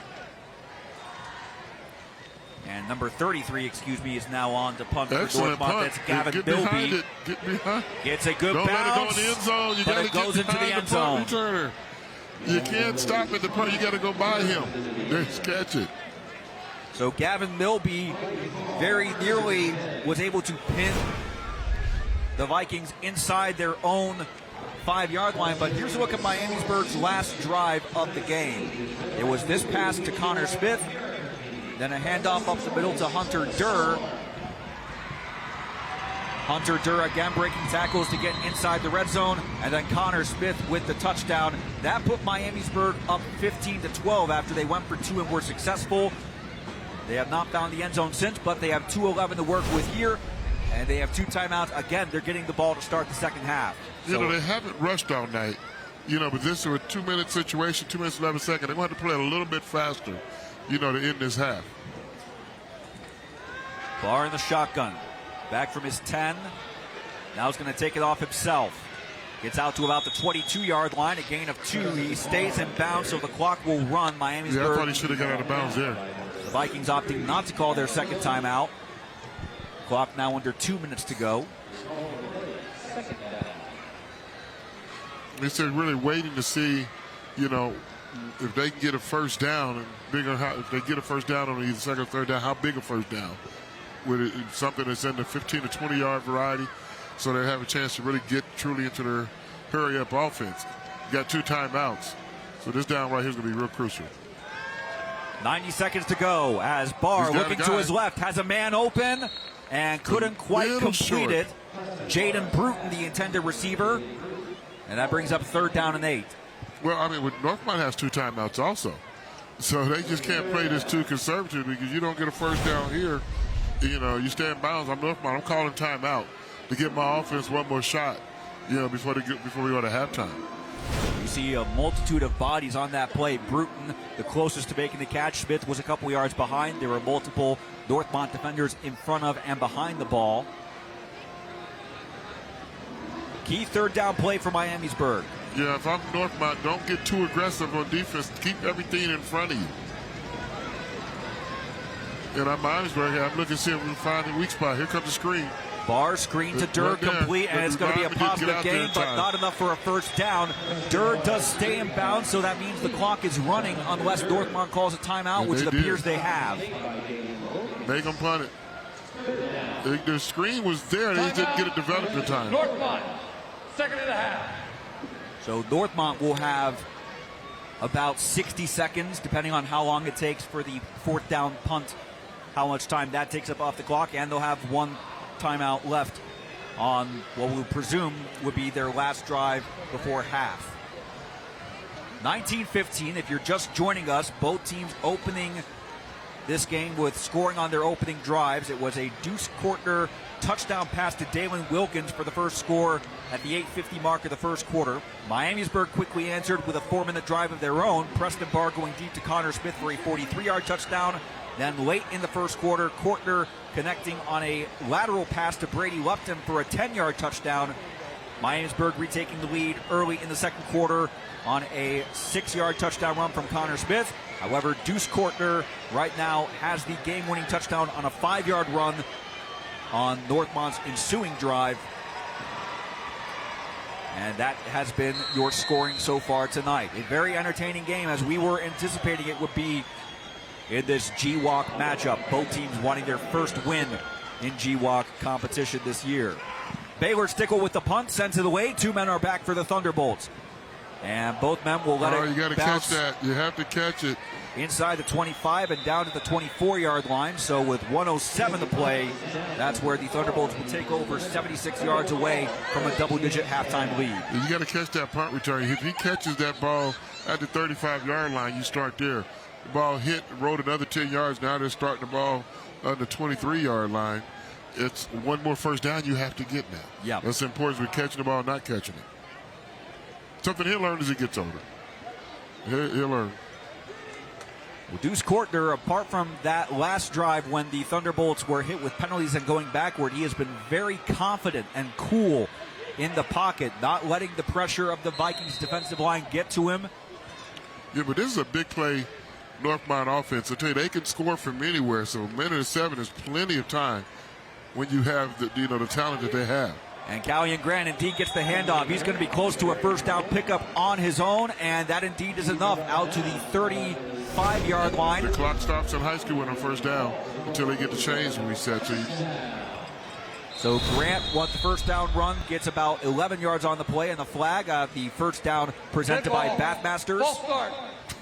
Offense number 79. It'll continue theme all night. Another penalty. Every series that Northmont's had the ball, they've had a penalty. Every one. That has to drive the head coach crazy. That will be a topic of conversation for Tony Broering, the Northmont head coach. Yeah, Coach Broering is not. I'm sure that will be addressed at halftime.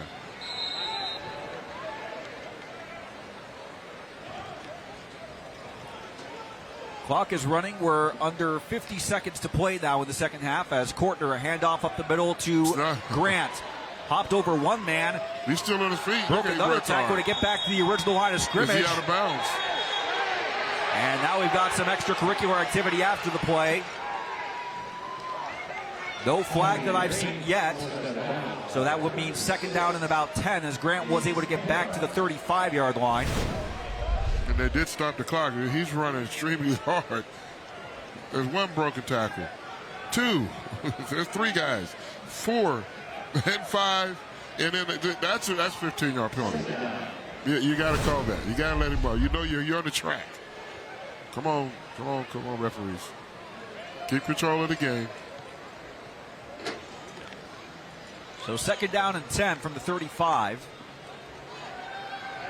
Kortner got the ball off before he was hit, and then the pass is complete to Brady Lupton inside the 40, and a big reception on 2nd and 10. It results in a play of more than 30 yards, and that moves Northmont into another first down presented by Bathmasters, but we do have a flag for a sideline warning. Well, Dead ball. Sideline warning. well, the first time they call sideline warning, it's a warning. Next time, it's a penalty.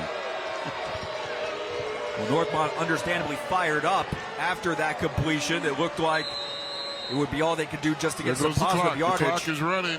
Do they realize the clock is running? Now under 25 seconds as they're still getting set.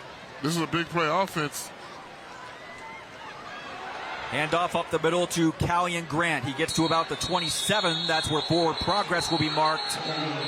Miamisburg think they forced a fumble, and they had a guy quickly pick up the ball and start the process of running it back for what would have been a touchdown, but the ball ruled that forward progress had stopped before Basin call timeout? Did they call timeout? No decision yet. Clock has stopped at 13 seconds. And now Northmont, 3rd of the half. And Northmont has indeed called a timeout. So they're looking at 2nd and about 7 from the 27-yard line with 13 seconds to go in the half. They've been successful for the most part with runs up the middle through Callion Grant. He's been able to get at least one first down that way, but with only 13 seconds left, do you think it's just Kortner needs to air it out to the corners of the end zone and rely on his receivers to make the catch? Give him a shot. You know, I would find Baylor Stickle, wherever he lines up, throw the ball opposite the way he lines up. If he lines up on the left, throw the ball to the right. He lines up on the right, throw the ball to the left. If he lines up in the middle, throw the ball to either side, way left or way right. Stay away from him.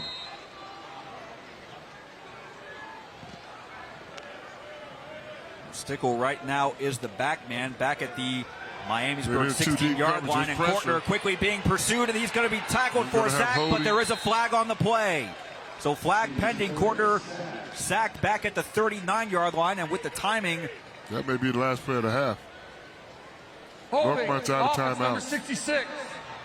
10 yards from the previous spot. 2nd down.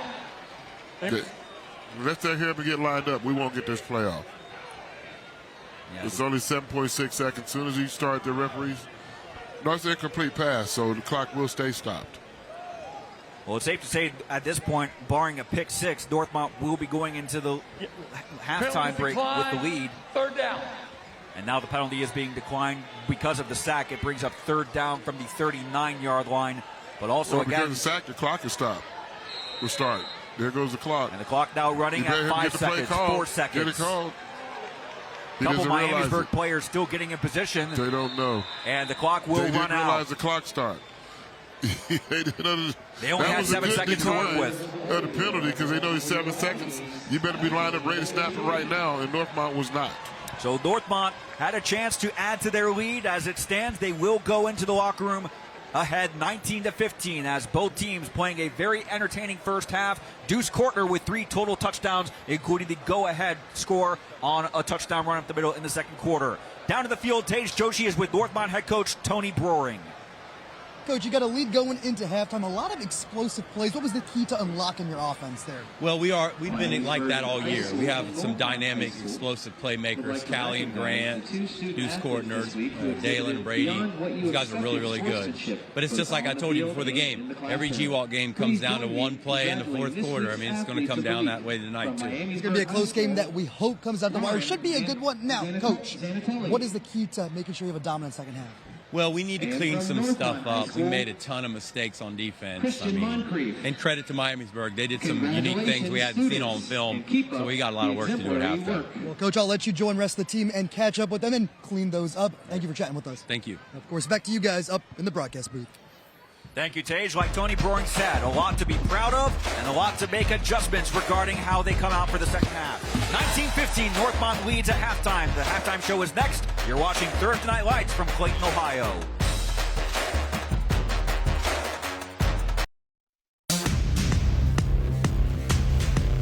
The Halftime Report is sponsored by Wright & Schulte.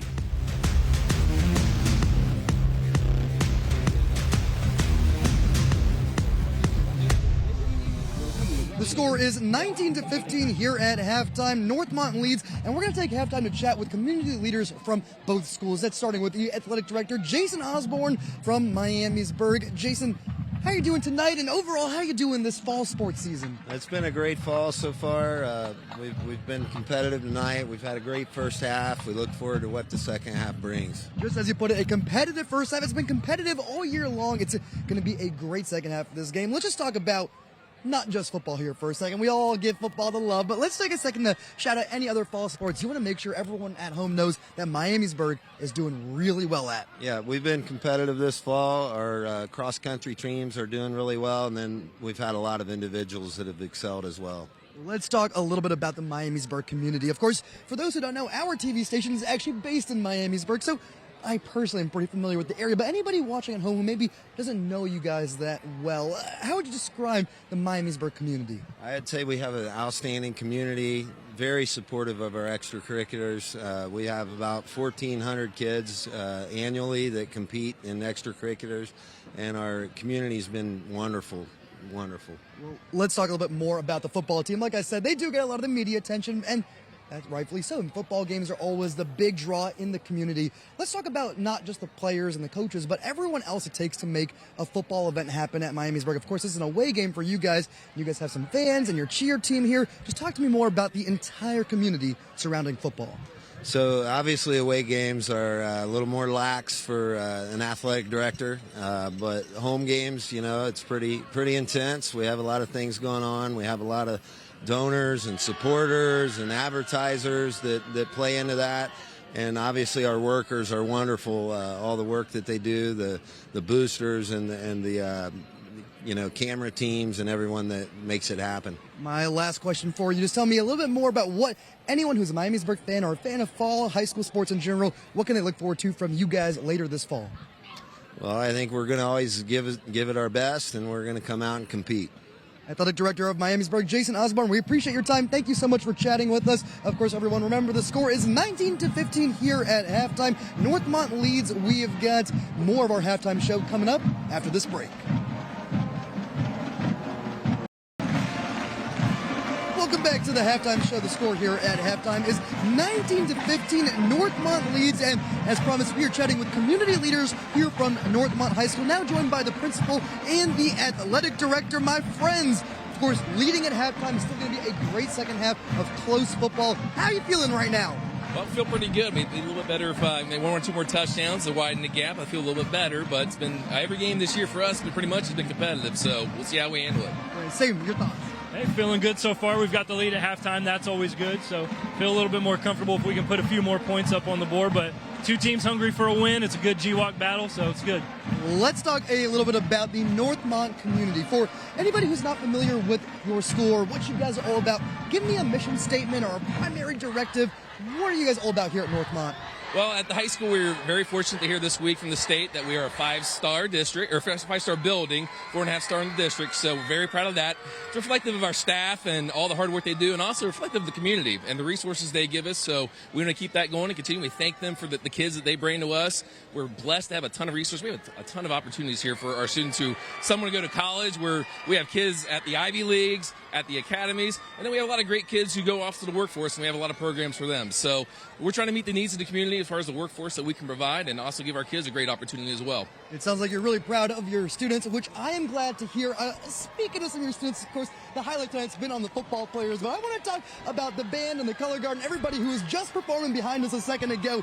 A huge band you've got here, don't you? Yeah, we're very, very fortunate to have a great music program. We're one of the few districts that also has an orchestra as well, but the marching band has been awesome this year in their competitions, brought home some hardware, so we're very proud of them. Of course, we've been talking about football tonight, but we've got a little bit more to talk about when it comes to the other fall sports. So who do we need to give a special shout out to? Who's having a great season that maybe is going a little bit under the radar? Right, we've got a lot of athletes doing a lot of great things here at Northmont. More specifically, our tennis program, girls tennis under Coach Joe Haupt, has had a lot of big wins, had a big turnaround. Our golf programs are winning. Boys soccer is ranked in the area right now, so a lot of our fall sports teams are doing well. The last thing I want to make sure we talk about is the importance of student athletics plus academics together. Now, of course, you are the athletic director, you are the principal. I know you guys work together. Give me a perspective of what's so important to the Northmont community when it comes to merging those together. Yeah, we're just as proud of our student athletes in the classroom as we're on the field. So we go to great lengths. We have a lot of supports to help those who might need a little bit of struggle. But for the most part, our kids are outstanding, both out here in the field and also in the classroom. So we have it all. The last big thing I want to ask, what is next? Something that we got to circle on our calendar, something you want people at home to know about when it comes to Northmont sports later this fall season. Well, we're getting ready to host the GWAC cross-country event. That's always a big event that we get to host. We've also got a lot of former student athletes who are off at the college level going to be playing in the Big Ten, the Pac-12, and some big college football games this weekend, so we'll be watching them. All eyes on alumni and the current students. It is halftime here at Northmont. Northmont leading at 19-15. We're going to continue our halftime show. That's coming up after this quick commercial break. Throughout the 2023 season, the Jeff Schmidt Auto Group will recognize an exceptional senior student scholar athlete from each participating school. Here are this week's Jeff Schmidt Auto Group scholar athletes. From Northmont, Christian Moncrief. Christian has a 4.34 GPA and has been named to the Northmont Honor Roll every year. He's also a 3-time scholar athlete and has been named to the Northmont Honor Society. Christian is a member of the Student Athlete Leadership Team. He plays varsity soccer for the Thunderbolts as a starting center back and was named to the second team All-GWAC. Christian was also named to the 2022 Miami Valley Division I North Sectionals first team last year. He's an active member in his church and plans to major in biology and pursue a career in medicine. From Miamisburg, Lauren Zanatelli. Lauren has a 4.2 GPA and is a member of the Vikings varsity soccer, track and field, and cross-country teams. She was a state qualifier in cross-country in 2022 and a state qualifier in track in the 4x800 in 2022. Lauren finished 4th in the state in the 3,200-meter race in 2023. She's a member of the National Honor Society and is a member of the Culture Appreciation Club at Miamisburg, and she volunteers at her church. The Jeff Schmidt Auto Group is proud to sponsor the Scholar Athlete Award, featured on Thursday Night Lights. We are honored to recognize these scholar athletes from all over the Miami Valley for their outstanding academic and athletic achievements. The best Thursday Night Lights and Friday Night Rivals highlights from across the country. Johnson will give to Graham again. This time he gets around the left side, and we'll see how fast he can go. He's at the 30, the 40, the 50. It doesn't look like anybody's going to catch Miles Graham. 10-5 all the way to the house. McDougal will toss it back. Easterly, the throwback. McDougal has got a block. Jumps over a man. Stays on his feet near sideline. Bennett McDougal. The punt here is blocked. They got a hand on it and caught. This could be a score right here. It's a foot race. That's a touchdown. Carter Newman on the punt. His first year as a starter. Coming a big way, and here's an onside kick, and Greenhill's got it.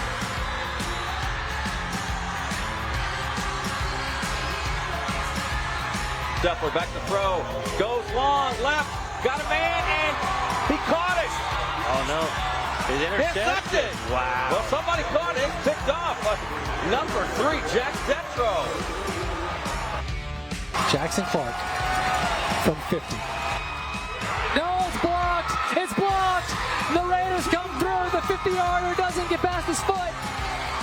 And the crowd goes wild on senior night. And the Raiders are going to get the victory.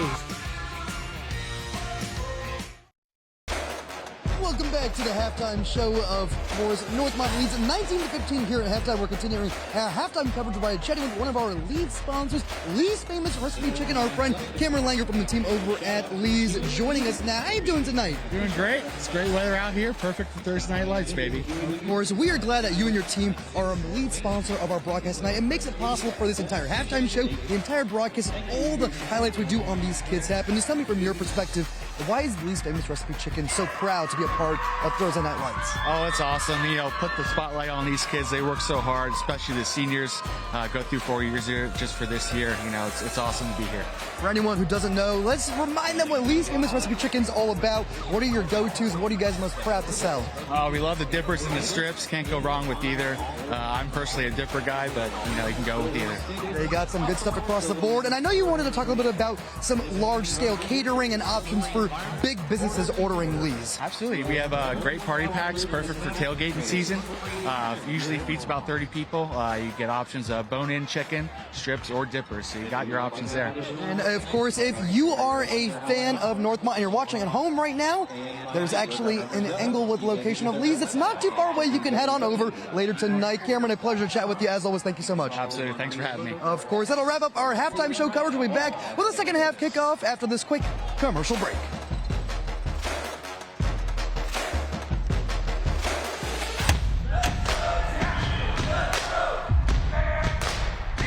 I'm attorney Michael Allwright. I'm proud to be a sponsor of Thursday Night Lights again this year. I'm happy to take part in such a great community event. It is an honor to support this sponsorship, bringing families, communities, and people together to celebrate the sportsmanship of all athletes. Let's all celebrate together, and remember, if you've been injured in an accident, make the right choice. The Halftime Report has been sponsored by Wright & Schulte.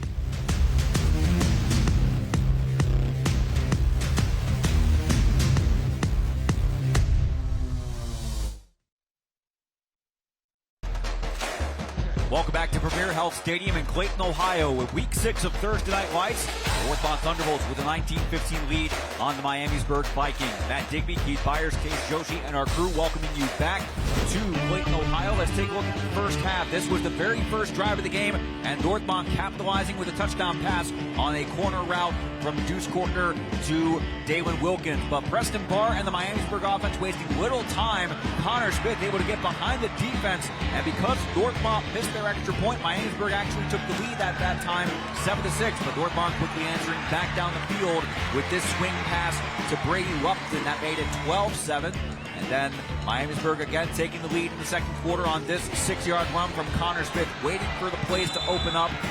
And then, however, Deuce Kortner right now has the go-ahead touchdown run from 5 yards out. That put it the score at 19-15. So Keith Byers, as we come back, get ready for the second half. You mentioned total yards. Northmont right now having their way with the total yards. They've also had short fields to work with, but also penalties. That's been a big issue for them. It hasn't hurt them yet so far tonight, but that's something they need to work on in the second half. Yeah, I mean, we don't have the yardage for the penalties, but those 4 penalties were worth well over, 60 yards. A lot of them was those 10 to 15-yard variety.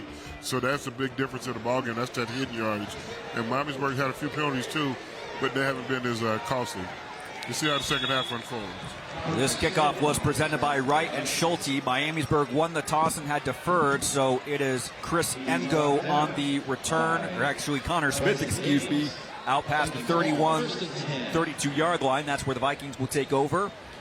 And we've mentioned it throughout the broadcast. It's a situation, both teams 3-2, but they started 3-0. In another universe, they could be 5-0 overall if there are 2 GWOC games to start had gone differently. But it's a situation where it's not complete desperation, but a win is sorely needed tonight. Absolutely. It's a 4-point ball game, and everything you talked about, it equals a balanced team. We're looking at a balanced game tonight. Both teams can go either way. They both had identical records, and this second half is going to prove who's going to go to 500 and who's going to go to 4-2. The first play from scrimmage on the second half is a handoff to Hunter Durr. He did well to break one tackle, but was not able to get by Gavin Milby. It will be a short loss on the play back to the 30-yard line, setting up second and long. We talked about, listening to Coach Tony Browning speak at, halftime. So these GWOC games come down to fourth quarters, and that one play can be the difference of winning and losing. And this game is trending exactly that way. It's going to come down to the fourth quarter. The way that first half is going to come down to the fourth quarter. Who plays the hardest and the smartest, the longest will win that football game. 2nd and 12, the call after the loss of 2. And it's Barr on the keeper up the middle, able to get out past the 30, make it a short gain. So brings up 3rd and less than 10. I tell you, Preston Barr has done an outstanding job, in the first half, tonight of managing the situation, not having this team, play too fast, like a little helter-skelter out of control, and not too slow. They just got a good rhythm and soundness about the offense. They're a little bit behind the chains here on 3rd and long, but I think Preston Barr will at least handle it, whether he gets something positive out of it, if not the first down. Barr, the lone man in the backfield, fires over the middle, is caught and quickly good for a first down, well past the 50, and caught from behind, but not before a big gain. That is the play of, looks like Hunter Durr, who is a little bit shaken up on the play, but not before you can feel the pressure of Northmont players coming here, and he just places that ball perfectly, down the middle, just a pass to linebackers, but in front of the safeties. Well, Hunter Durr was able to get up under his own power. I think he's walking toward the sideline to take a break, at least on this play.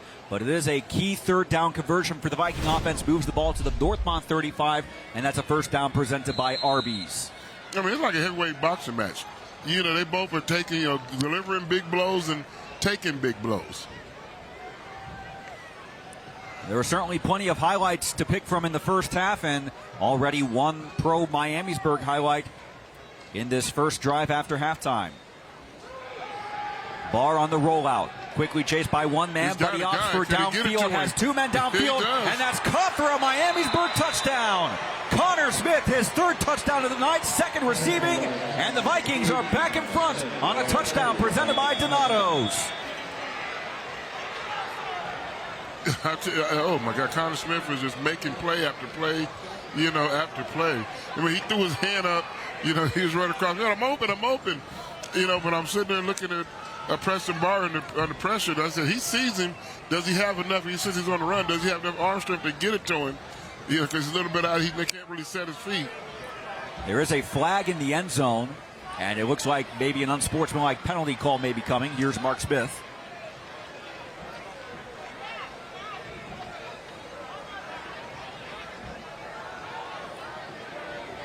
Is that a sideline warning signal against Miamisburg now? I know we had a sideline warning on Northmont. Here's the call. Dead ball, unsportsmanlike, defense, number 4. It is recessed on the kickoff. Well, he threw his hands out like the sideline warning signal. That's what made me say that. Make that offense, number 4. So the touchdown will stand, a 35-yard completion from Barr to Smith. That's the 2nd time they've hooked up. It was their first drive of the first half, and now their first drive of the second half, as Tristan Linville looks to add the extra point. It is off to the left, but it sneaks in and is good for a 22-19 lead. Miamisburg goes down the field to open the scoring and go back in front. Northmont will have a chance to answer when we return. Well, Miamisburg's first drive of the evening at Northmont, it ended in a 43-yard touchdown reception from Connor Smith on the pass from Preston Barr. That put Miamisburg in front 7-6. And now this was the end of Miamisburg's first drive of the second half. Barr rolling out, connecting with Smith from 35 yards. And it's a 22-19 lead for the Vikings. He's counting off this touchdown. Same 1, 2, 3. Smith does have a rushing touchdown for the second quarter as well. He's averaging a touchdown a quarter tonight. And that goes with his jersey number, huh? I wore number 3 to score 3 touchdowns tonight. He does have a hat trick of touchdowns. Tristan Linville ready to send the ball away on the kickoff presented by Wright and Schulte.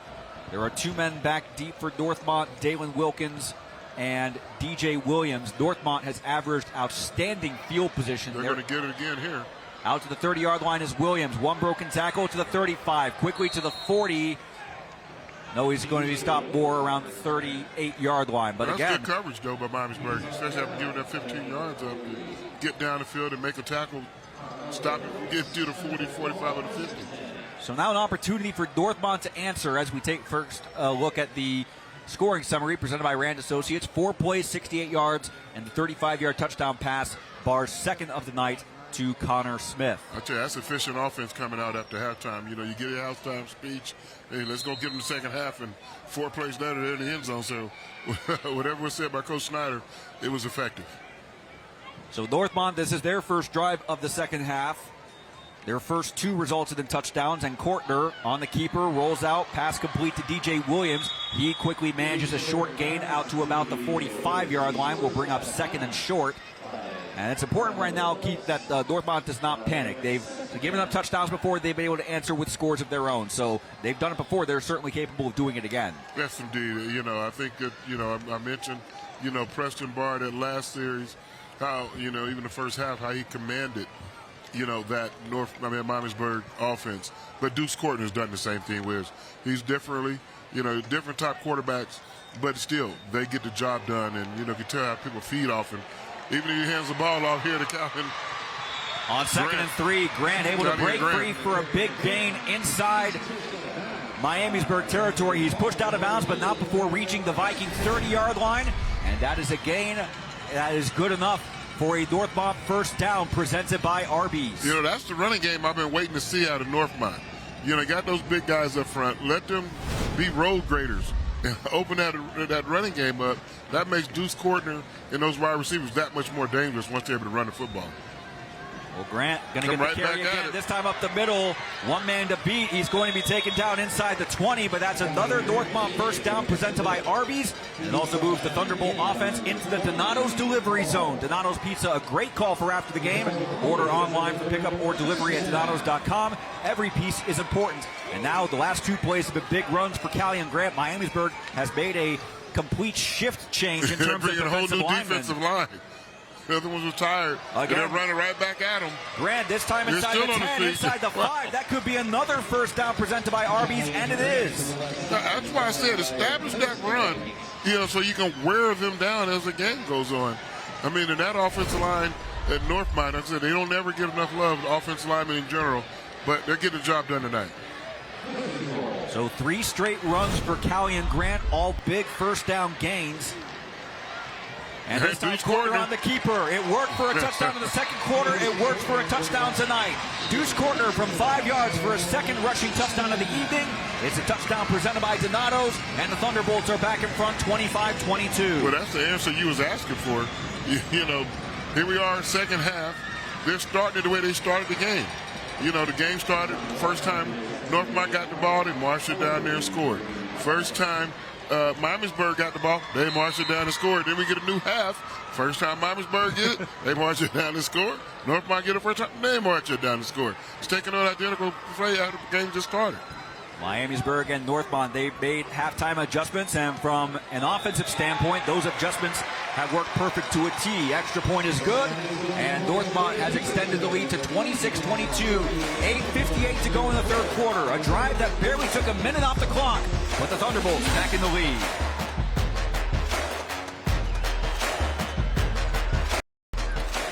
Like Keith Byers mentioned, one drive, the first drive of the first half, both Miamisburg and Northmont able to go downfield and score. First drive for each team in the second half, it results in 7 points. Northmont with a 26-22 lead on Miamisburg in Week 6 of Thursday Night Lights. There is Deuce Kortner, who has 2 rushing and 2 passing touchdowns for the Thunderbolt offense, making his case for why he is in serious talks with the likes of Texas Tech and Kentucky and Illinois. He had mentioned he's also had conversations with. This kickoff presented by Wright and Schulte, quickly taken up to about the 30-yard line, stopped at the 31. So the Vikings will take over, trying to get back in front. And here's a look at Miamisburg's first scoring drive of the second half. It was this completion to Hunter Durr that really sparked the Viking offense, moving past midfield, and then a 35-yard rollout from Preston Barr connecting with Connor Smith for the second time tonight.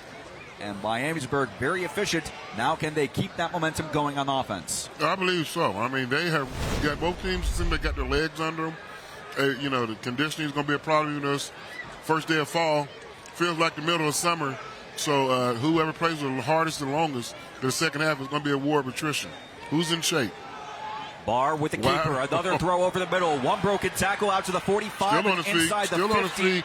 And refusing to go down, eventually taken down, but not before going past midfield into the Thunderbolt inside the 45-yard line. That's good for an Arby's first down for Miamisburg.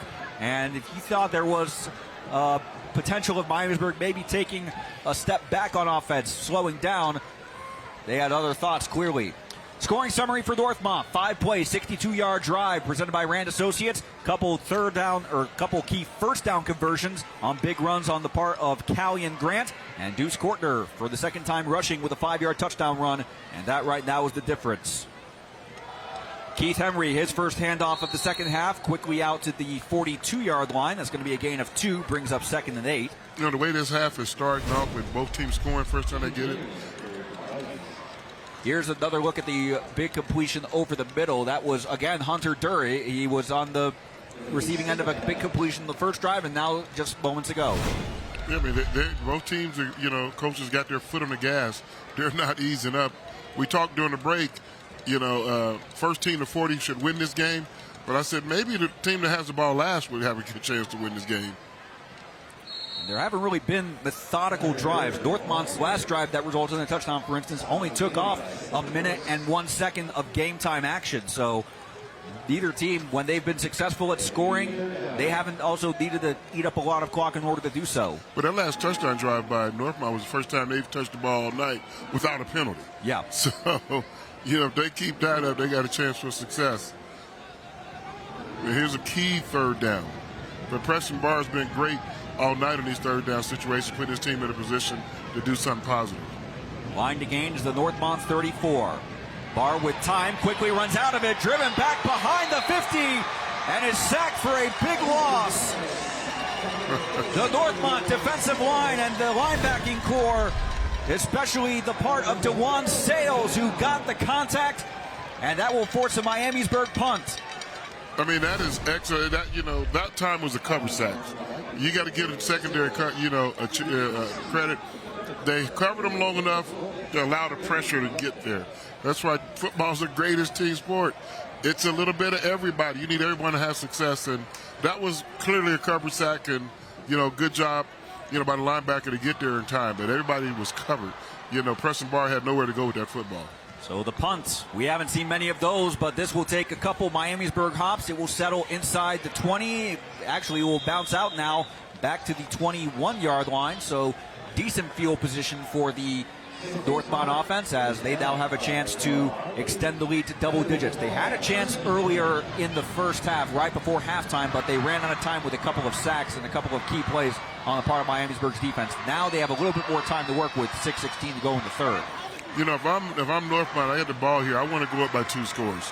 4 points is not, that's nothing in this GWAC conference in the way these teams are playing tonight.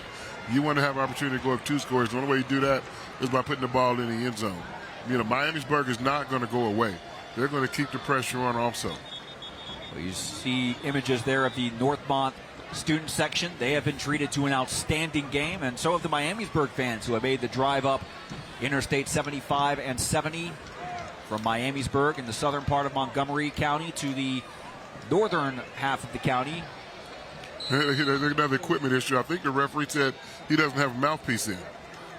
Just because you don't see it dangling from his face mask doesn't mean he doesn't have a mouthpiece in, but safety first. On first down, Kortner keeps it at the last minute, evades the tackle of Mason Penrod, able to spin around another tackle, and he's able to turn what could have been a loss into about a 4 or 5 yard gain. I'll tell you, Kortner is so good, so slippery. You talked to him yesterday. He got some, college offers. That feels good, but we know for sure he's going to college for free. And that is a good feeling to be able to come tell your family, don't worry about that college fund you got saved up. My college is going to be for free. And that he playing that way tonight, he deserves it. He'll have a chance with the colleges he's been speaking with, either the Big 12 or the Big 10 or the SEC, as this second down pass completes to Brady Lupton. It's going to be good for a Northmont first down presented by Arby's. It moves the ball past the 35 to about the 37-yard line. Yeah, that's why it's so important to get your running game going. They have to respect the play-action pass. When they ran play-action that pass, that time the linebackers have to come up. You just throw the ball right behind them. They stay back, you can run the ball. So they run a lot of these RPOs, these run-pass option plays, and those dudes Kortner is really good at. There's one right here coming up. Kortner evading another tackle again, and looked like he was going to be taken down for a loss, but is able to get a short gain out of it. And one reason alluding to that, why it was such an important way for Lupton to get open on that last first down conversion, because on Northmont's last drive, Callie and Grant had, I think, 3 first down runs, all of very positive gain, especially one big gain out of about 30 yards. It seemed like he ran over half the football Miamisburg defenders. So a gain of 1 on that last play. It's 2nd down and 9, and this is Grant up the middle and does all he can just to get back to the line of scrimmage. It's going to be 3rd and long upcoming for Northmont. They haven't faced a lot of those situations yet tonight. Not very many tonight. Peyton Hoskins on the tackle. But they're dynamic receivers. They don't third and long doesn't bother them, too much. That was Trey Quincy on the carry. He's seen some time tonight in the backfield alongside Callie and Grant. As now Quincy makes his way to the sideline, Grant is the lone back on the left hip of Kortner. If you're Miamisburg, you got to do I want to bring pressure to get the ball out of Deuce Kortner's hand or play back with coverage and lead these receivers one-on-one? Kortner throwing deep to his left, intended for Wilkins. It's a jump ball. Did he get his foot down? And again, no, it's picked off. Chris Engo with the first turnover of the night. I thought I saw Baylor Stickle get over there. Oh my gosh, what an interception! A much needed play for the outstanding play. I think he just wrestled it away from him. Well, we had a replay.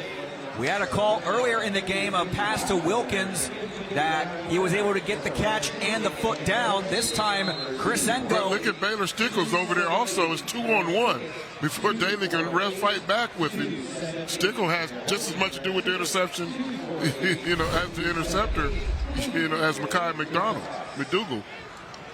Well, shades of a couple weeks ago. Excellent interception, Mekhi. Yeah, my apologies. That was Mekhi McDougal on the interception, number 23. As a handoff up the middle, as Miamisburg now takes over. That's the first turnover tonight. First turnover of the night. And I was also going to say it brings back shades of a couple weeks ago, Butler at Troy. We saw a 50-50 ball that we originally thought was an interception, but it ended up, because it was 50-50, given to the offense. Correct. Now this time, no doubt about it, it was the defense who had the majority possession. And he came down in bounds. He'll look at that highlight film in the next 10 to 15 years. Great play by Mekhi McDougal on the interception. It's the first turnover of the night. After a run up the middle for no gain, it's now 2nd and 10. Barr. He's got a guy. Looking for a deep ball. Has a man open. And that is beyond the reach of Jaden Bruton. Deuce Kortner, the quarterback, was on the coverage. But back to the interception. McDougal was able to stay with Wilkins. He's one-handed there. Mekhi McDougal caught it with one hand, with a slight assist, from Baylor Stickle. What a play. What a play. Outstanding from Mekhi McDougal. And if this drive can result in a touchdown, that turnover will loom even more large. 3rd down and 10, however, from the 31. Barr quickly chased back, firing a deep ball downfield. It's caught by Bruton for another Miamisburg touchdown. 69 yards. What unbelievable. That touchdown presented by Donatos. Those two Northmont defenders ran into each other trying to bat the ball down. That's exactly what happened on Miamisburg's first touchdown and on their most recent touchdown before now. A receiver getting behind the defense, waiting for the jump ball, and this time Jaden Bruton, the 6'3 senior, timing his jump perfectly. That's Deuce Kortner. I think he's got a little push in the back. Deuce Kortner and Dalen Wilkins, the quarterback wide receiver combo, now they play safety and corner. What a game this has been. The lead continuing to go back and forth. Neither team has led by more than 5 all night. Actually 6, I should say, because Northmont did have the 6-0 lead early. But still, Miamisburg with a chance to go back up by 3. Extra point from Levine is good. So with 3:01 to go in the third quarter, Miamisburg with a 29-26 lead at Northmont as both teams go for their first win of GWOC play, and they are certainly playing like it. Preston Barr and Deuce Kortner individually are certainly playing like it. I mean, what a throw. Preston Barr is rolling to his left, and to be able to get that much on it without being able to set his feet, being a right-handed quarterback. Outstanding throw. He's going to go to school free too someday. Somebody's going to get an excellent football player. So 3 touchdowns in the third quarter. Miamisburg, 35-yard pass to Smith from Preston Barr. Cortner on the 5-yard touchdown run, but now Barr with a 69-yard toss to Jaden Bruton. That is the difference right now, as Miamisburg has taken. I mean, if you love football, you got to love tonight.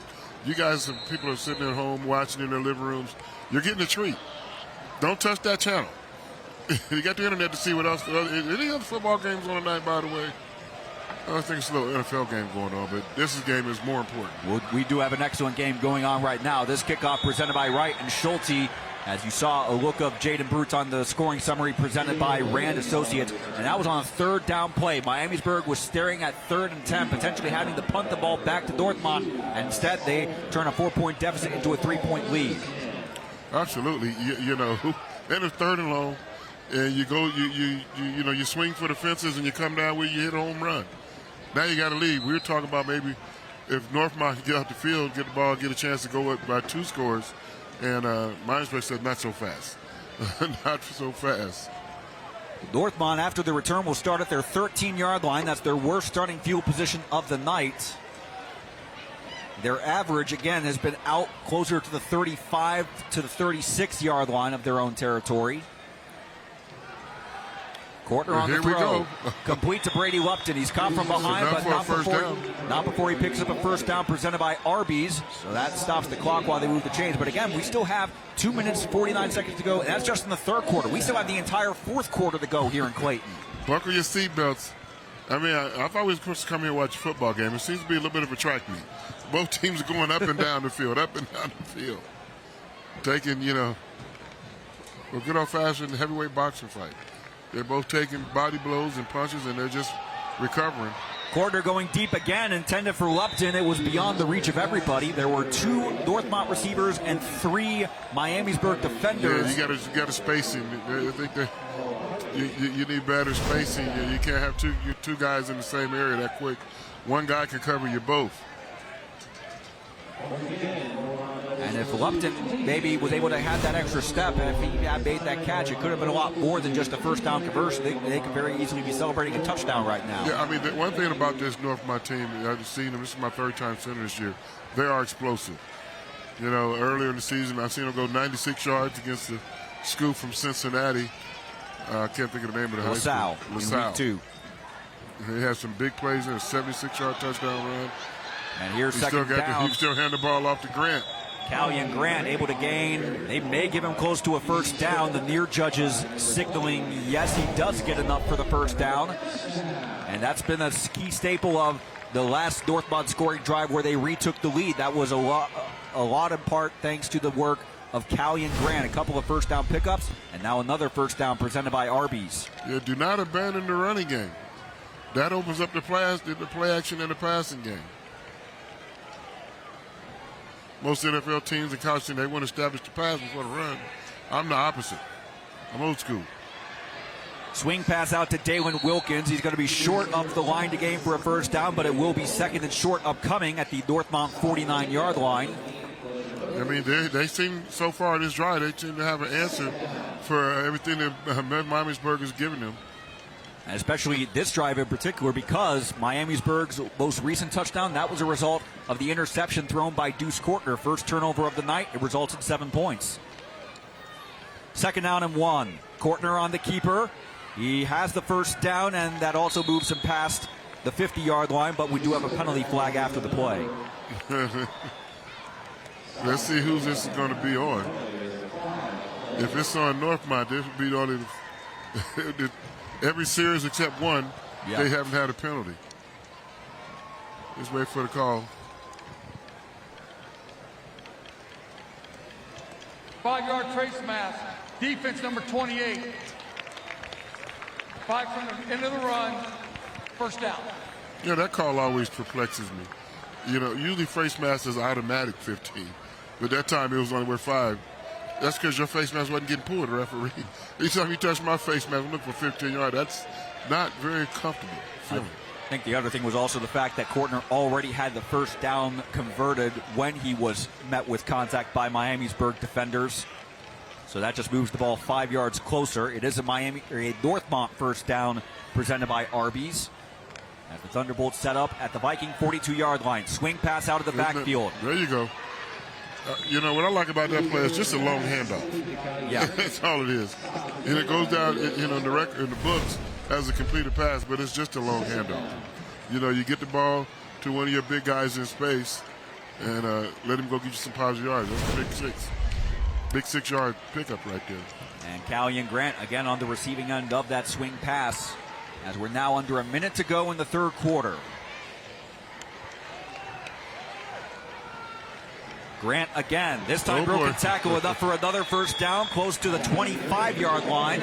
So the clock will stop, 43 seconds to go. So Northmont should be able to run at least one more play until the end of the third quarter. I mean, that Northmont offensive line is getting the job done this second half. Not a whole lot of, you know, positive plays running the ball traditionally in the first half. But I guess the coaches got on them at halftime. They've come out of that locker room second half, that offensive line, with a totally different mindset. First down presented by Arby's as Brady Lupton goes in motion from left to right. But it's another handoff, though. Kortner on the keeper. He's going to maybe gain half a yard on the play, but it's going to bring up second and long with 15 seconds and counting now. I think they're content to go to the fourth quarter and win this game then. Well, Tony Broering had said that's what GWOC games come down to, and both teams, they have been on the not so fortunate end of fourth quarters the last 2 weeks. One of them will put an end to that trend tonight. 29-26, Miamisburg leading Northmont after 3 quarters of a very entertaining GWOC contest on Thursday Night Lights. Fourth quarter after the break from Clayton.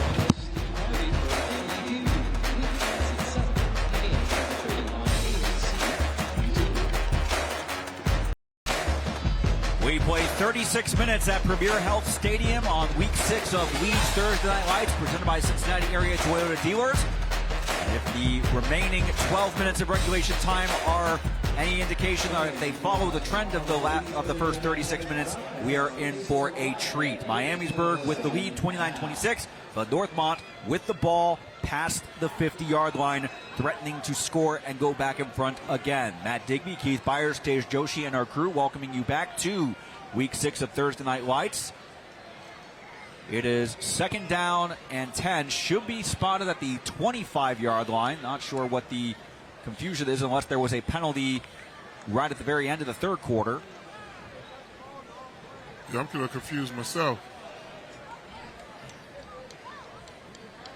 The downs marker says second down at the and only 10 to go from the 25. Or unless the chain gang maybe went a little bit further back. And now they are set, so it is indeed second down from the 35-yard line. Second down and 10. As there's our vantage point.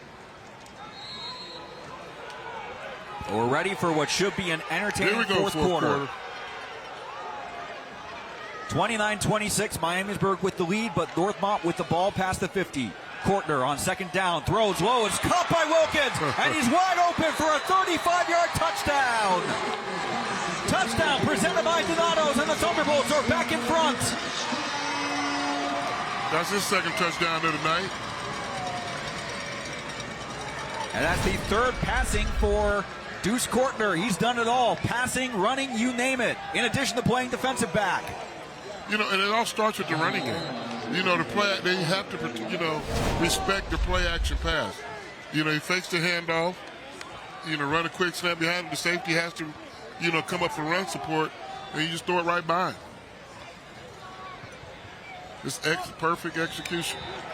And this extra point is not insignificant as well. So the first play of the fourth quarter, it only takes 7 seconds. But the Thunderbolts are back in front, 33-29. An outstanding start for the Northmont to this fourth quarter. And Miamisburg will have another chance to respond after the break. Timeout. 33-29, Northmont has scored 5 touchdowns. They did miss an extra point, and they tried to compensate for that by going forward on 2. They were unsuccessful on that attempt, so that right now is why they only have 33 and not 25. Miamisburg, meanwhile, has 4 touchdowns. They did go for 2 on one of those touchdowns and were successful, so that's why they have 29 and not 28. And now Miamisburg with a chance to answer and go back in front again. This kickoff presented by Wright and Schulte. It is sent away and beyond the reach of a Viking player, at least at first glance. He thought it was going in the end zone, but it didn't. Connor Smith really bringing it out from the 2-yard line and did well to get back to the 20, a return of roughly 18. And that's where the Vikings will take over. Here's another look at the touchdown pass. The adjustment from Dalen Wilkins, because that was a low-thrown ball, but then he was able to get around the defender. That was Kevin Sewell, who had the step right in front of Wilkins. But then once Wilkins made the catch, he had no one else in front of him. There's nothing but green grass or green field turf in front of him. I like his hands position. When the ball's below your waist, your thumbs have to be down.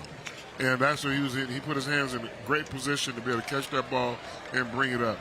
So many times I see receivers have their hands in the wrong situation, but when you got nice soft hands like that, they just comes naturally for you. Put your thumbs down, catch the ball, and wrap it up and go take and score a touchdown. It caps off the 8-play, 87-yard drive. You saw the scoring summary presented by Rand Associates. That drive starting from Northmont's 13-yard line. That's the worst field position they've had tonight. They had a drive start from the 15. They had to punt on a 3-and-out, but this drive faring a lot better than that. As Miamisburg, after a gain of 3, they face 2nd and 7. Well, now it's time for Preston Barr and his Vikings of Miamisburg to answer. And so far tonight, both teams have answered each other's bell. Nobody's given an inch. The biggest lead of the game was 6-0 when Northmont scored on the opening drive of the evening. As this pass is low, it's caught, but it's going to be maybe short of about a yard. Connor Smith on the reception. I mean, just even there, look at Preston Barr, not panic, not get happy feet, and just sit back and just make some throw. He looked like he may have been hit right as he threw the ball, Barr did. Yeah, right after he got rid of it. But now here we are, 3rd and 1. These are the downs that you have to have throughout the game, but fourth quarter, they double. You want to stay on the field and, get back in this ball game, because you punt that ball back to Northmont, the way they get their offense going. They're 2 for 2 offensively. On Great 3rd down, a handoff. Call. Met in the backfield is Hunter Durr by multiple Northmont defenders, among them number 94, Josiah Belton. And now Miamisburg has a decision. There are still 10 minutes to go. The way this game has been going, the Vikings will likely get the ball back. Northmont has not been one to waste a ton of time on their drives, but they are going to punt here on 4th down. Yeah, man, that's just an excellent, play by Josiah Belton. I mean, I know that name so well. You live here in the Dayton area. I went to high school with Beltons, played baseball with Beltons. And that's a unique name. So if your name is Belton and you live in the greater Dayton area, you're related to one of the Belton families. So I don't know Josiah, but I'm sure I know somebody in his family. They were stickled with a punt. It takes a Northmont bounce and is down to the 42-yard line. So Northmont takes over with 9:39 to go, and they have another chance, just like they had in the 3rd quarter, to extend the lead to double digits. We've not had a double-digit lead tonight, and last quarter in the 3rd, Northmont had a chance to go up by as much as 32 or 33 to 22, but that drive ending in an interception, and Miamisburg cashing on that with a touchdown. At the same time, though, you don't want to get too conservative. You don't want to run the clock. There's still a lot of football to be played, but what has been working for them on offense, you don't want to change that. Yeah, no, not right now. Not until this gets to about the 6-minute mark of the 4th quarter. But right now, just run your offense. Play to win the ball game. Don't play to hang on to the win because you got a lead in the 4th quarter. What got you that lead? By just playing to win. Not necessarily playing reckless, just play to win. On 1st down, Kortner with another swing pass to DJ Williams. There is a flag on the play, but Williams quickly out to roughly the 47-yard line. But we'll see if the flag brings it back. It's such a slow developing play, and I don't know. Let me just wait for the call. I don't want to speculate, too much. Here we go. Holding, offense number 14. 10 yards from the spot of foul, 1st down. The reason why it's such a slow developing play, the way they run their bubble screen. Usually, quarterback gets rid of it quick. Northmont's scheme of offense, deep pass, let him get out there, then throw it. So, there's 14. There's the call. It's really ticky-tack. You don't necessarily So instead of second and short, it's going to bring up first down and 19 from the 32-yard line. You're Miamisburg, you're thinking screen action. And Kortner on they the also keeper, have Deuce and Kortner. eventually he quickly gets out to about the Thunderbolt 45-yard line, so a pickup of 13. That brings up second and about 6. And that's been Kortner's calling card. When he's needed to throw the ball, he's been able to do so successfully. When he's needed to scramble, he's been able to do so successfully. He has 2 rushing touchdowns, both of 5 yards, because of that ability to scramble. And again, I give credit to that offensive line of Northmont. They are taking over the second half of the football game. Callian Grant, on the carry. That's going to bring up third and short, a gain of about 2. You don't have to throw the ball here. You're thinking third down, more than 3, you're going to throw it automatically. But the way that offensive line is taking over the second half, give them a chance.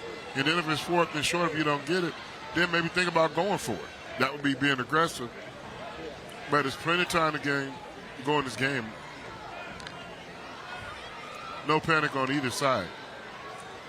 Kortner thought about throwing left, but quickly found himself under pressure. It was Fletcher Rose who first made contact, and then multiple defenders teaming up to make the stop. And again, the Miamisburg defense, they fall behind.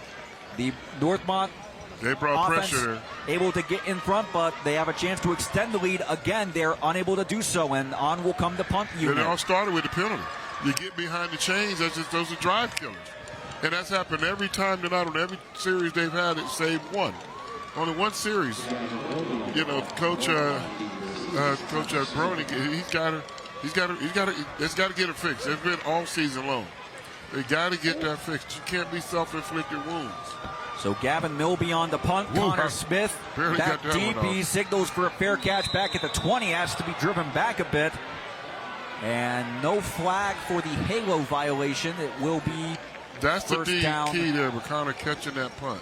He doesn't catch that punt, it's going to roll another 5 to 10 yards. So excellent job.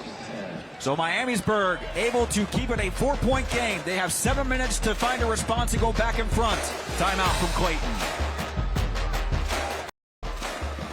Here's a look at the Champions Trophy presented by Rand Associates. One of Miamisburg and Northmont will be claiming it in 7 minutes, 19 seconds of game time, as one team will get their first GWAC win of the season and put the disappointments of the past 2 weeks behind them, get to 4-2 overall, 1-2 in GWAC play. If it's to be Miamisburg, they will have to come from behind in the final 7 minutes of this fourth quarter. Such a key drive right here. You need to get points now.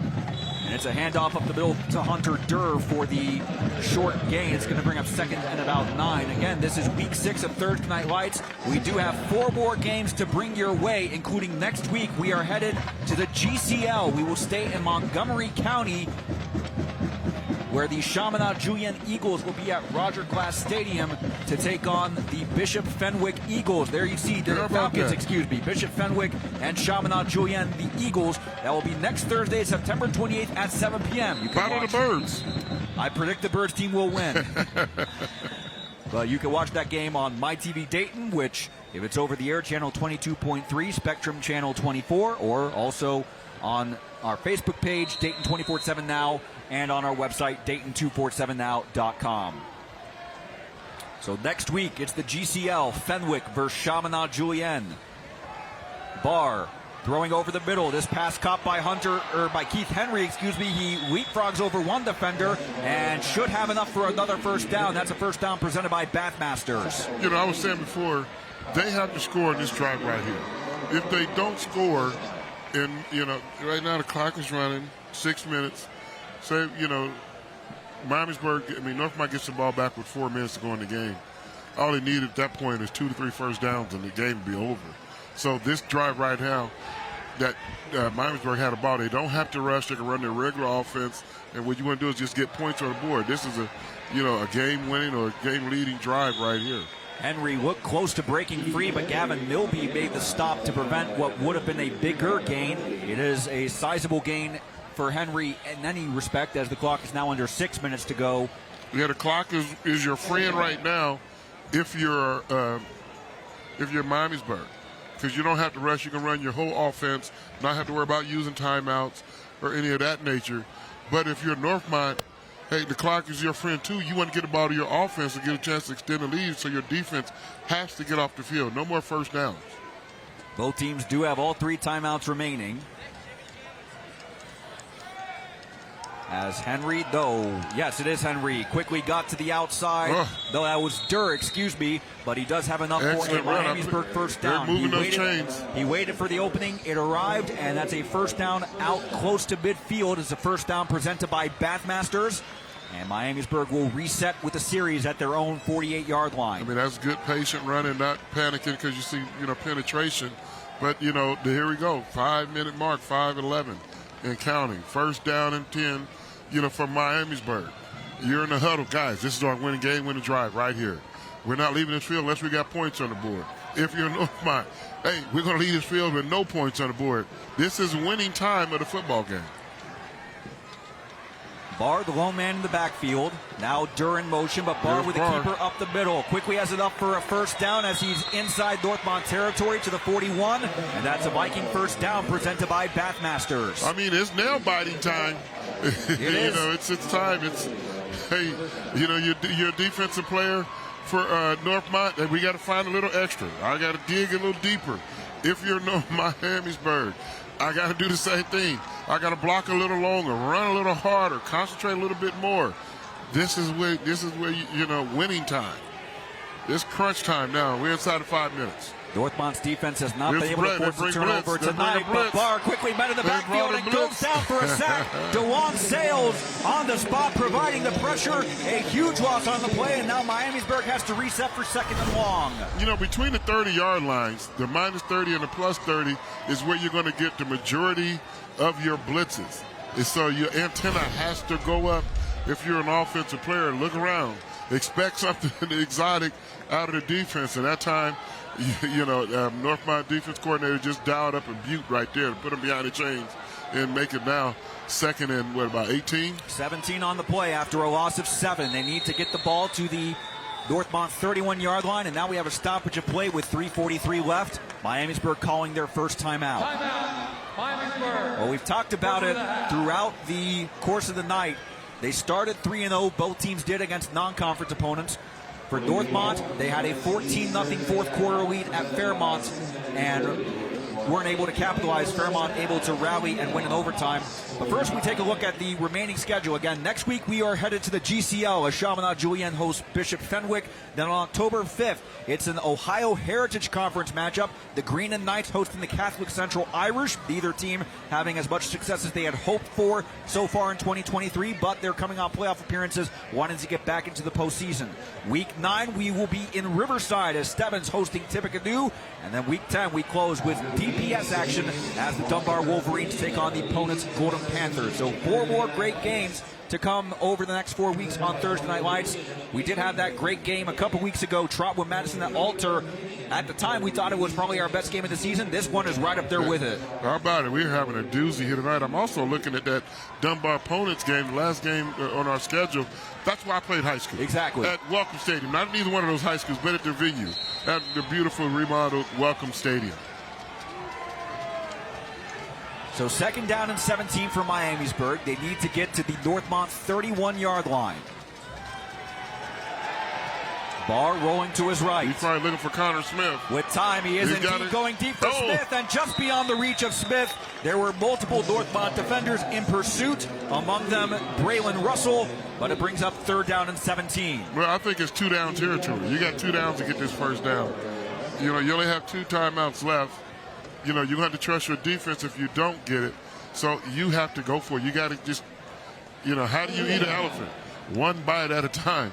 How do you get this first down on 3rd and 17? 2 downs, 2 bites. You need 2 bites to get it. Well, at the same time, though, most of Miamisburg's touchdowns, they have been on big plays. Their touchdown passes, 43 yards, 69 yards, 35 yards. But they Here we need go. The crowd is 17 in it. over the next 2 plays. He's under Barr pressure. rolling to his right. Gets it away, short, incomplete. Tried to thread it to his tight end, number 85. Now we have a decision. Do you punt and back them up or go for it? I think the decision's made. You're going to punt. You know, I said you got 2 downs to get the first down. That was predicated that you got positive yards on 3rd down. But when you don't get anything on 3rd down, you go to 4th and 17. You don't want to be going for that and giving Northmont that kind of field position. So you're going to play a field position game. You got 2 timeouts. You got to use them wisely. You want to get the punt off, back them up, and trust your defense to get off the field again. Bryce Vaughn was the intended receiver, but Barr was always rolling to his left and further and further behind the line of scrimmage. So now Miamisburg will punt with 3:28 to go in regulation time. Northmont gets the ball back and a 4-point lead. And the ball will settle about the Thunderbolt 20-yard line. So Northmont, they've had a couple of chances to extend the lead. Again, the largest lead for either team tonight has only been 6 points. That was when Northmont scored the opening touchdown of the game. And the lead hasn't been bigger than that. It's really for the first half, or for the second half, it should say, it's been back and forth. Northmont leading by 4. Miamisburg was able to answer and go back in front by 3. But right now, Northmont, they could use a big touchdown here to create some separation. As much as I talk about momentum, Mo just wants to ride. I call him Mo for sure. He's on your sideline one moment, next moment he's on another team's sideline. What sideline is momentum on? Oh, Mo, right now we're going to find out. No turnovers if you're Northmont. Hand off to Kalen Grant. And that's going to be actually a loss on the play, back behind the 20-yard line. And the clock continues to run, now under 3:10 to go. Miamisburg has 2 timeouts.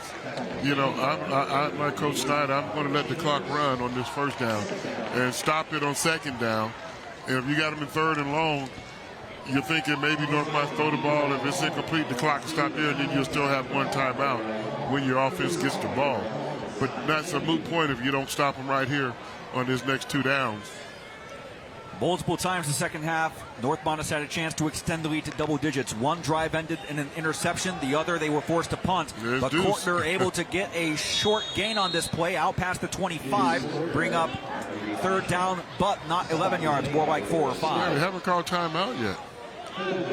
Clock I thought for sure it'd be a quick call. Now under 2:25 to go. Well, I guess he's going to wait to 3rd down to call it. Well, 4th down. GWOC drama in week 6. This is a big play right here for the Miamisburg defense. They can't allow them to get a 1st down. It just can't happen. And if I'm Deuce Kortner, I'm eating up all that clock. Not snapping till it's less than 5 seconds on the game clock. It's 4. Snaps it in time, a handoff up the middle to Grant, and the Miamisburg defense able to stop Grant for no gain. That brings up 4th down, and now we have a timeout from the Vikings. Wow. I thought for sure, they would have called timeout sooner.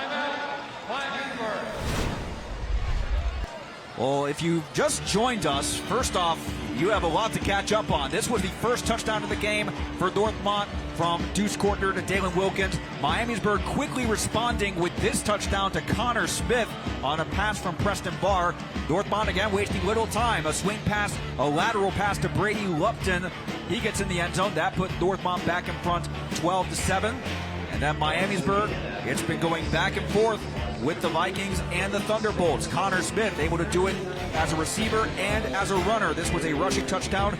Deuce Kortner on this keeper here. That was the score that gave Northmont the 19-15 lead at halftime.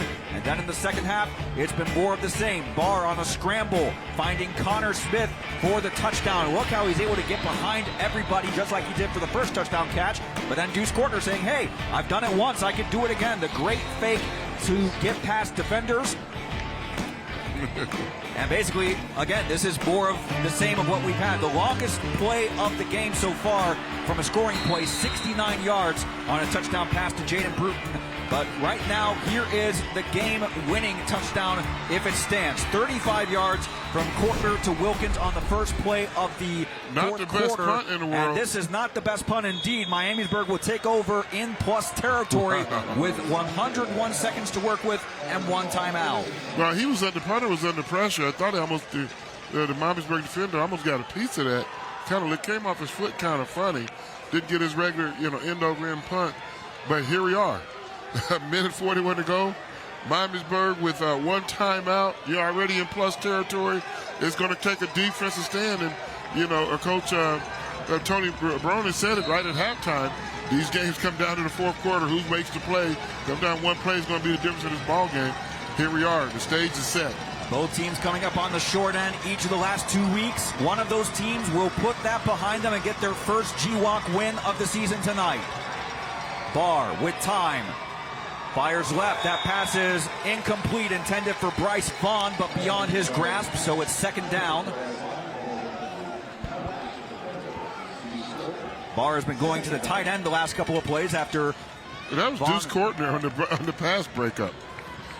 Vaughn was used more as a blocker throughout the course of this game, but only recently has he become more of a receiving threat. But both of the intended passes for him have been now incomplete. I've been impressed with Preston Barr all night long. Does he have one more drive in him? 48 yards away. A field goal does them no good. It won't be overtime. Throwback screen. On the play action. Nobody's there. Evading one tackle. Now he has plenty of room and a blocker. He's inside the 40 to the 30. Down. And out of bounds. That will stop the clock until the snap. It's a first down run on a pickup by Preston Barr. And that's Miamisburg first down presented by Bathmasters. That was a good no block by Hunter Deere on the scramble. Watch him come up. On the right side of your screen, almost throw a block, but just gets it away. Look at it right there. He didn't hit his own guy, but the referee's waiting to throw, a crackback block. And that was a good no block. As that play comes all the way back if he throws a block. A blindside hit. He didn't take the hit. Well, because it's no flag, it's an 18-yard gain. 1st and 10 Miamisburg from the Northmont 20. From the Northmont 30, excuse me. Durr up the left side has enough for a gain of about 5. He's out of bounds. The clock will stop again until the snap. And it brings up second down and 5. I mean, both these teams have played extremely well tonight. I feel bad for one of them is going to lead tonight with the L. Somebody's going to leave here with a W, but somebody's going to end this game with an L in the loss column. But both teams have played well enough to win this game tonight. So whoever wins, the other team didn't lose. They just didn't have enough time to win the game. 1:19 to go. Second down and 5 from the 25. One man left, one man to the right. Now 2 men in motion from left to right for Miamisburg. Durr joining Barr in the backfield on the left hip. It's a handoff to Smith around the right side. Has a blocker, maneuvers inside the 20. That's enough for a Miamisburg first down presented by Bathmasters. It also moves the Vikings into the Donato's delivery zone. Donato's a great call for after the game. Order online for pickup at donatos.com or for delivery. Every piece is important. The clock stops for the first down. Until they get the chain set. Miamisburg only has 1 timeout left. The clock is running right now. It's right at almost inside of a minute, right at 1 minute, 59 seconds now. You still got the whole field wide open to you because you have a timeout. But we're almost in 4-down territory. From the 18-yard line, Barr with time in the pocket. Dancing to his right, now back left. Throws to the end zone for the ball game. Tipped by Russell, nearly intercepted. That could have been the game. It could have ended it right there. Oh, he had hands on it. Braylon Russell did everything right except record the interception. Wow. Here we go. Oh, perfect timing to jump in front of the game's over with that receiver. Catch. He wants that one back. Barr breathing a huge sigh of relief. Instead of victory formation for the Thunderbolts, it's second down for the Vikings. Barr over the middle. That pass caught by Vaughn. Still have a timeout. And Vaughn is that also... an injury timeout? Well, he has not gotten up yet. He does hold on for the catch, so it will be 3rd and short upcoming. DeJuan Sales on the stop. I think they get to hang on to their timeout because of the injury. Miamisburg. Check that. They just used their last timeout. So Miamisburg will call their final timeout on a gain of 3. It brings up 3rd down and 7 from the 15-yard line. They can get a first down at the 8 with 30 seconds left, but again, they're out of timeouts. Again, we mentioned how pivotal it was for both teams to get this first GWAC win of the season. You look at Northmont's schedule. They go on the road next week to Wayne. Then they're home for their final 2 home games in weeks 8 and 9 against Springboro and Beaver Creek. And then they close week 10 on the road at defending GWAC champ and 2-time Division I runner-up, the Springfield Wildcats. Miamisburg is back home at Holland Field next week when they take on the Fairmont Firebirds, and they will alternate home and away games to close out the season. At Beaver Creek week 8, home against Springfield week 9, and at Springboro week 10. Well, no easy way home. Both teams right now looking for their first league win of the season to get back on track. 2 men are on the right side of Barr. 3rd down and 7. They bring pressure. They bring a fifth defender. Barr has pressure. time. Now he scrambles out of the rock pocket to the right side. Now quickly gets by one back. The game would be over. And Barr quickly inside the 10. He should have enough for a first down pickup. Wow. What a player. If you get a sack there, the game's over. The problem for Miamisburg, though, it did take up 15 seconds off the clock. You have another play like that, time runs out. You took up half of the 30 seconds that were on the clock when the play was snapped. The good news, though, for Miamisburg, it is a first down presented by Batmasters. 1st and goal from the 8 coming up. Well, kudos to the Northmont secondary. Everybody found the guy and stuck with him. Didn't get Preston Barr, any relief to, to throw the football. Well, here we go, guys. 15 seconds. 1st and goal. Barr over the middle. Pass complete for a Viking touchdown. Keith Henry with 11 seconds left. And the Vikings take the lead on a touchdown presented by Donatos. Tell you, Preston Barr, he has no panic in him. He's cool as a cucumber in that pocket. And just kept his poise, under pressure here. They're going to go for 2, just to make sure it doesn't come down to a field goal. Make sure that Northmont has to score a touchdown with 11 seconds. Well, in fact, they are setting up for the PAT, and it's important to note because Northmont, they've scored 5 touchdowns, but they missed the PAT, and then they tried a 2-point conversion. They were unsuccessful on that attempt. However, Miamisburg, they were 4 for 4 on PATs so far. And then they also had a 2-point conversion as well, so that's why they have 35 in position to get to 36. We said it in the first quarter when Northmont missed that extra point. We said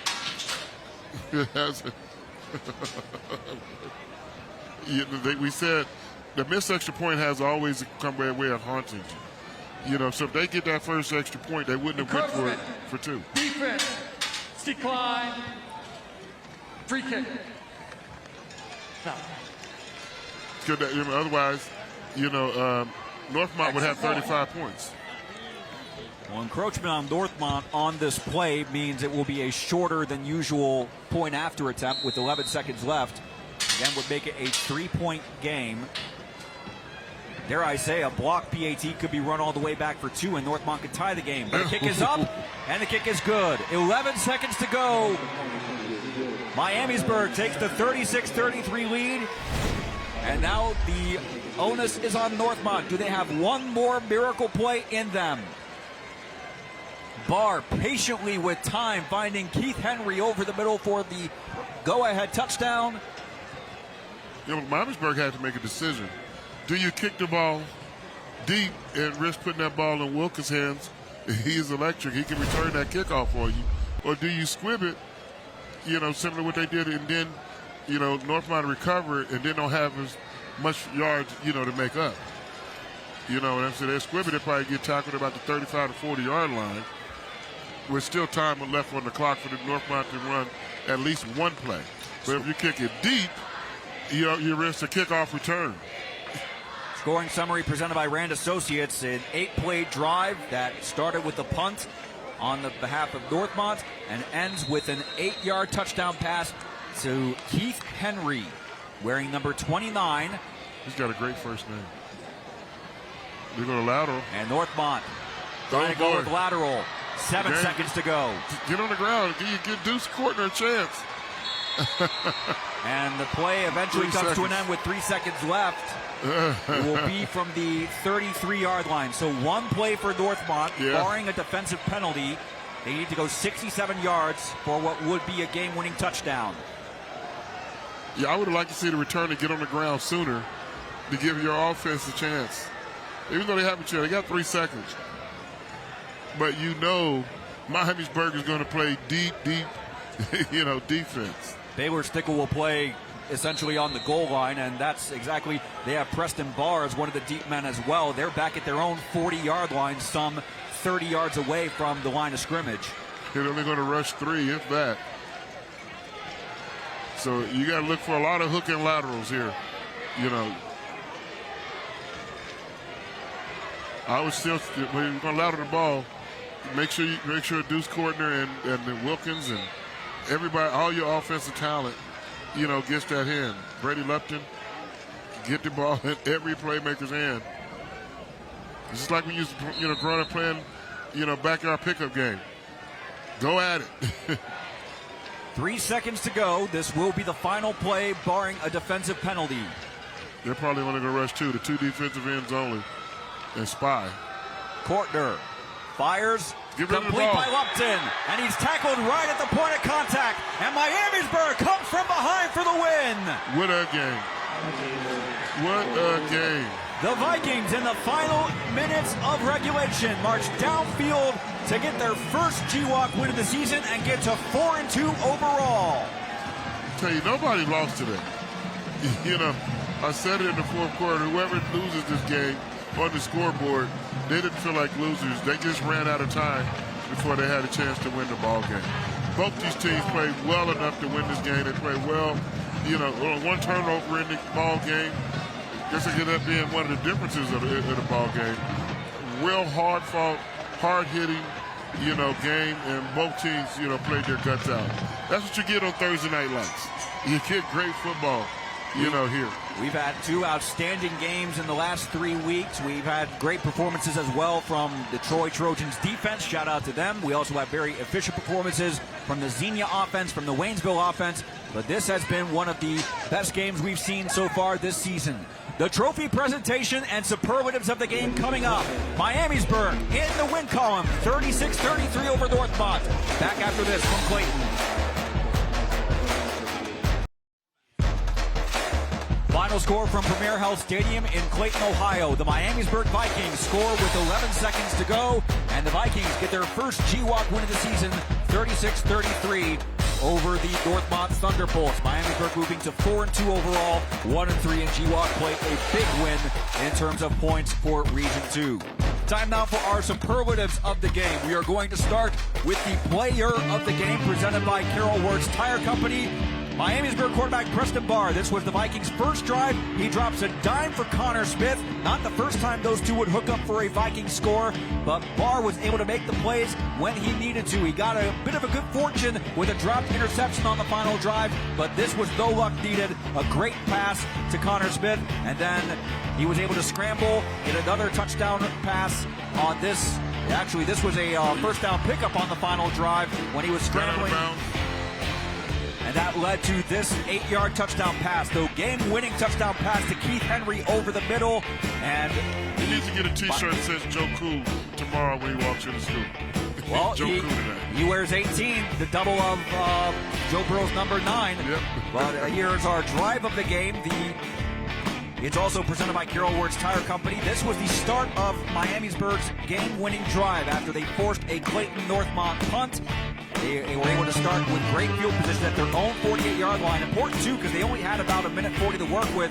But Connor Smith able to get yardage both as a receiver and on the ground. And this, again, the cap off the drive. The 8-yard touchdown pass to Henry. I like to say Keith. It's a great thing. Now this is our play of the game presented by Carol Ward's Tire Company.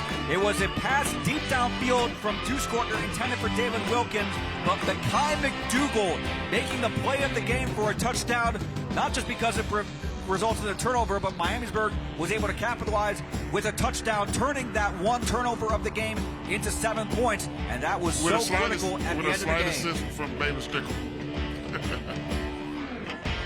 So Baylor Stickle also we give credit indeed.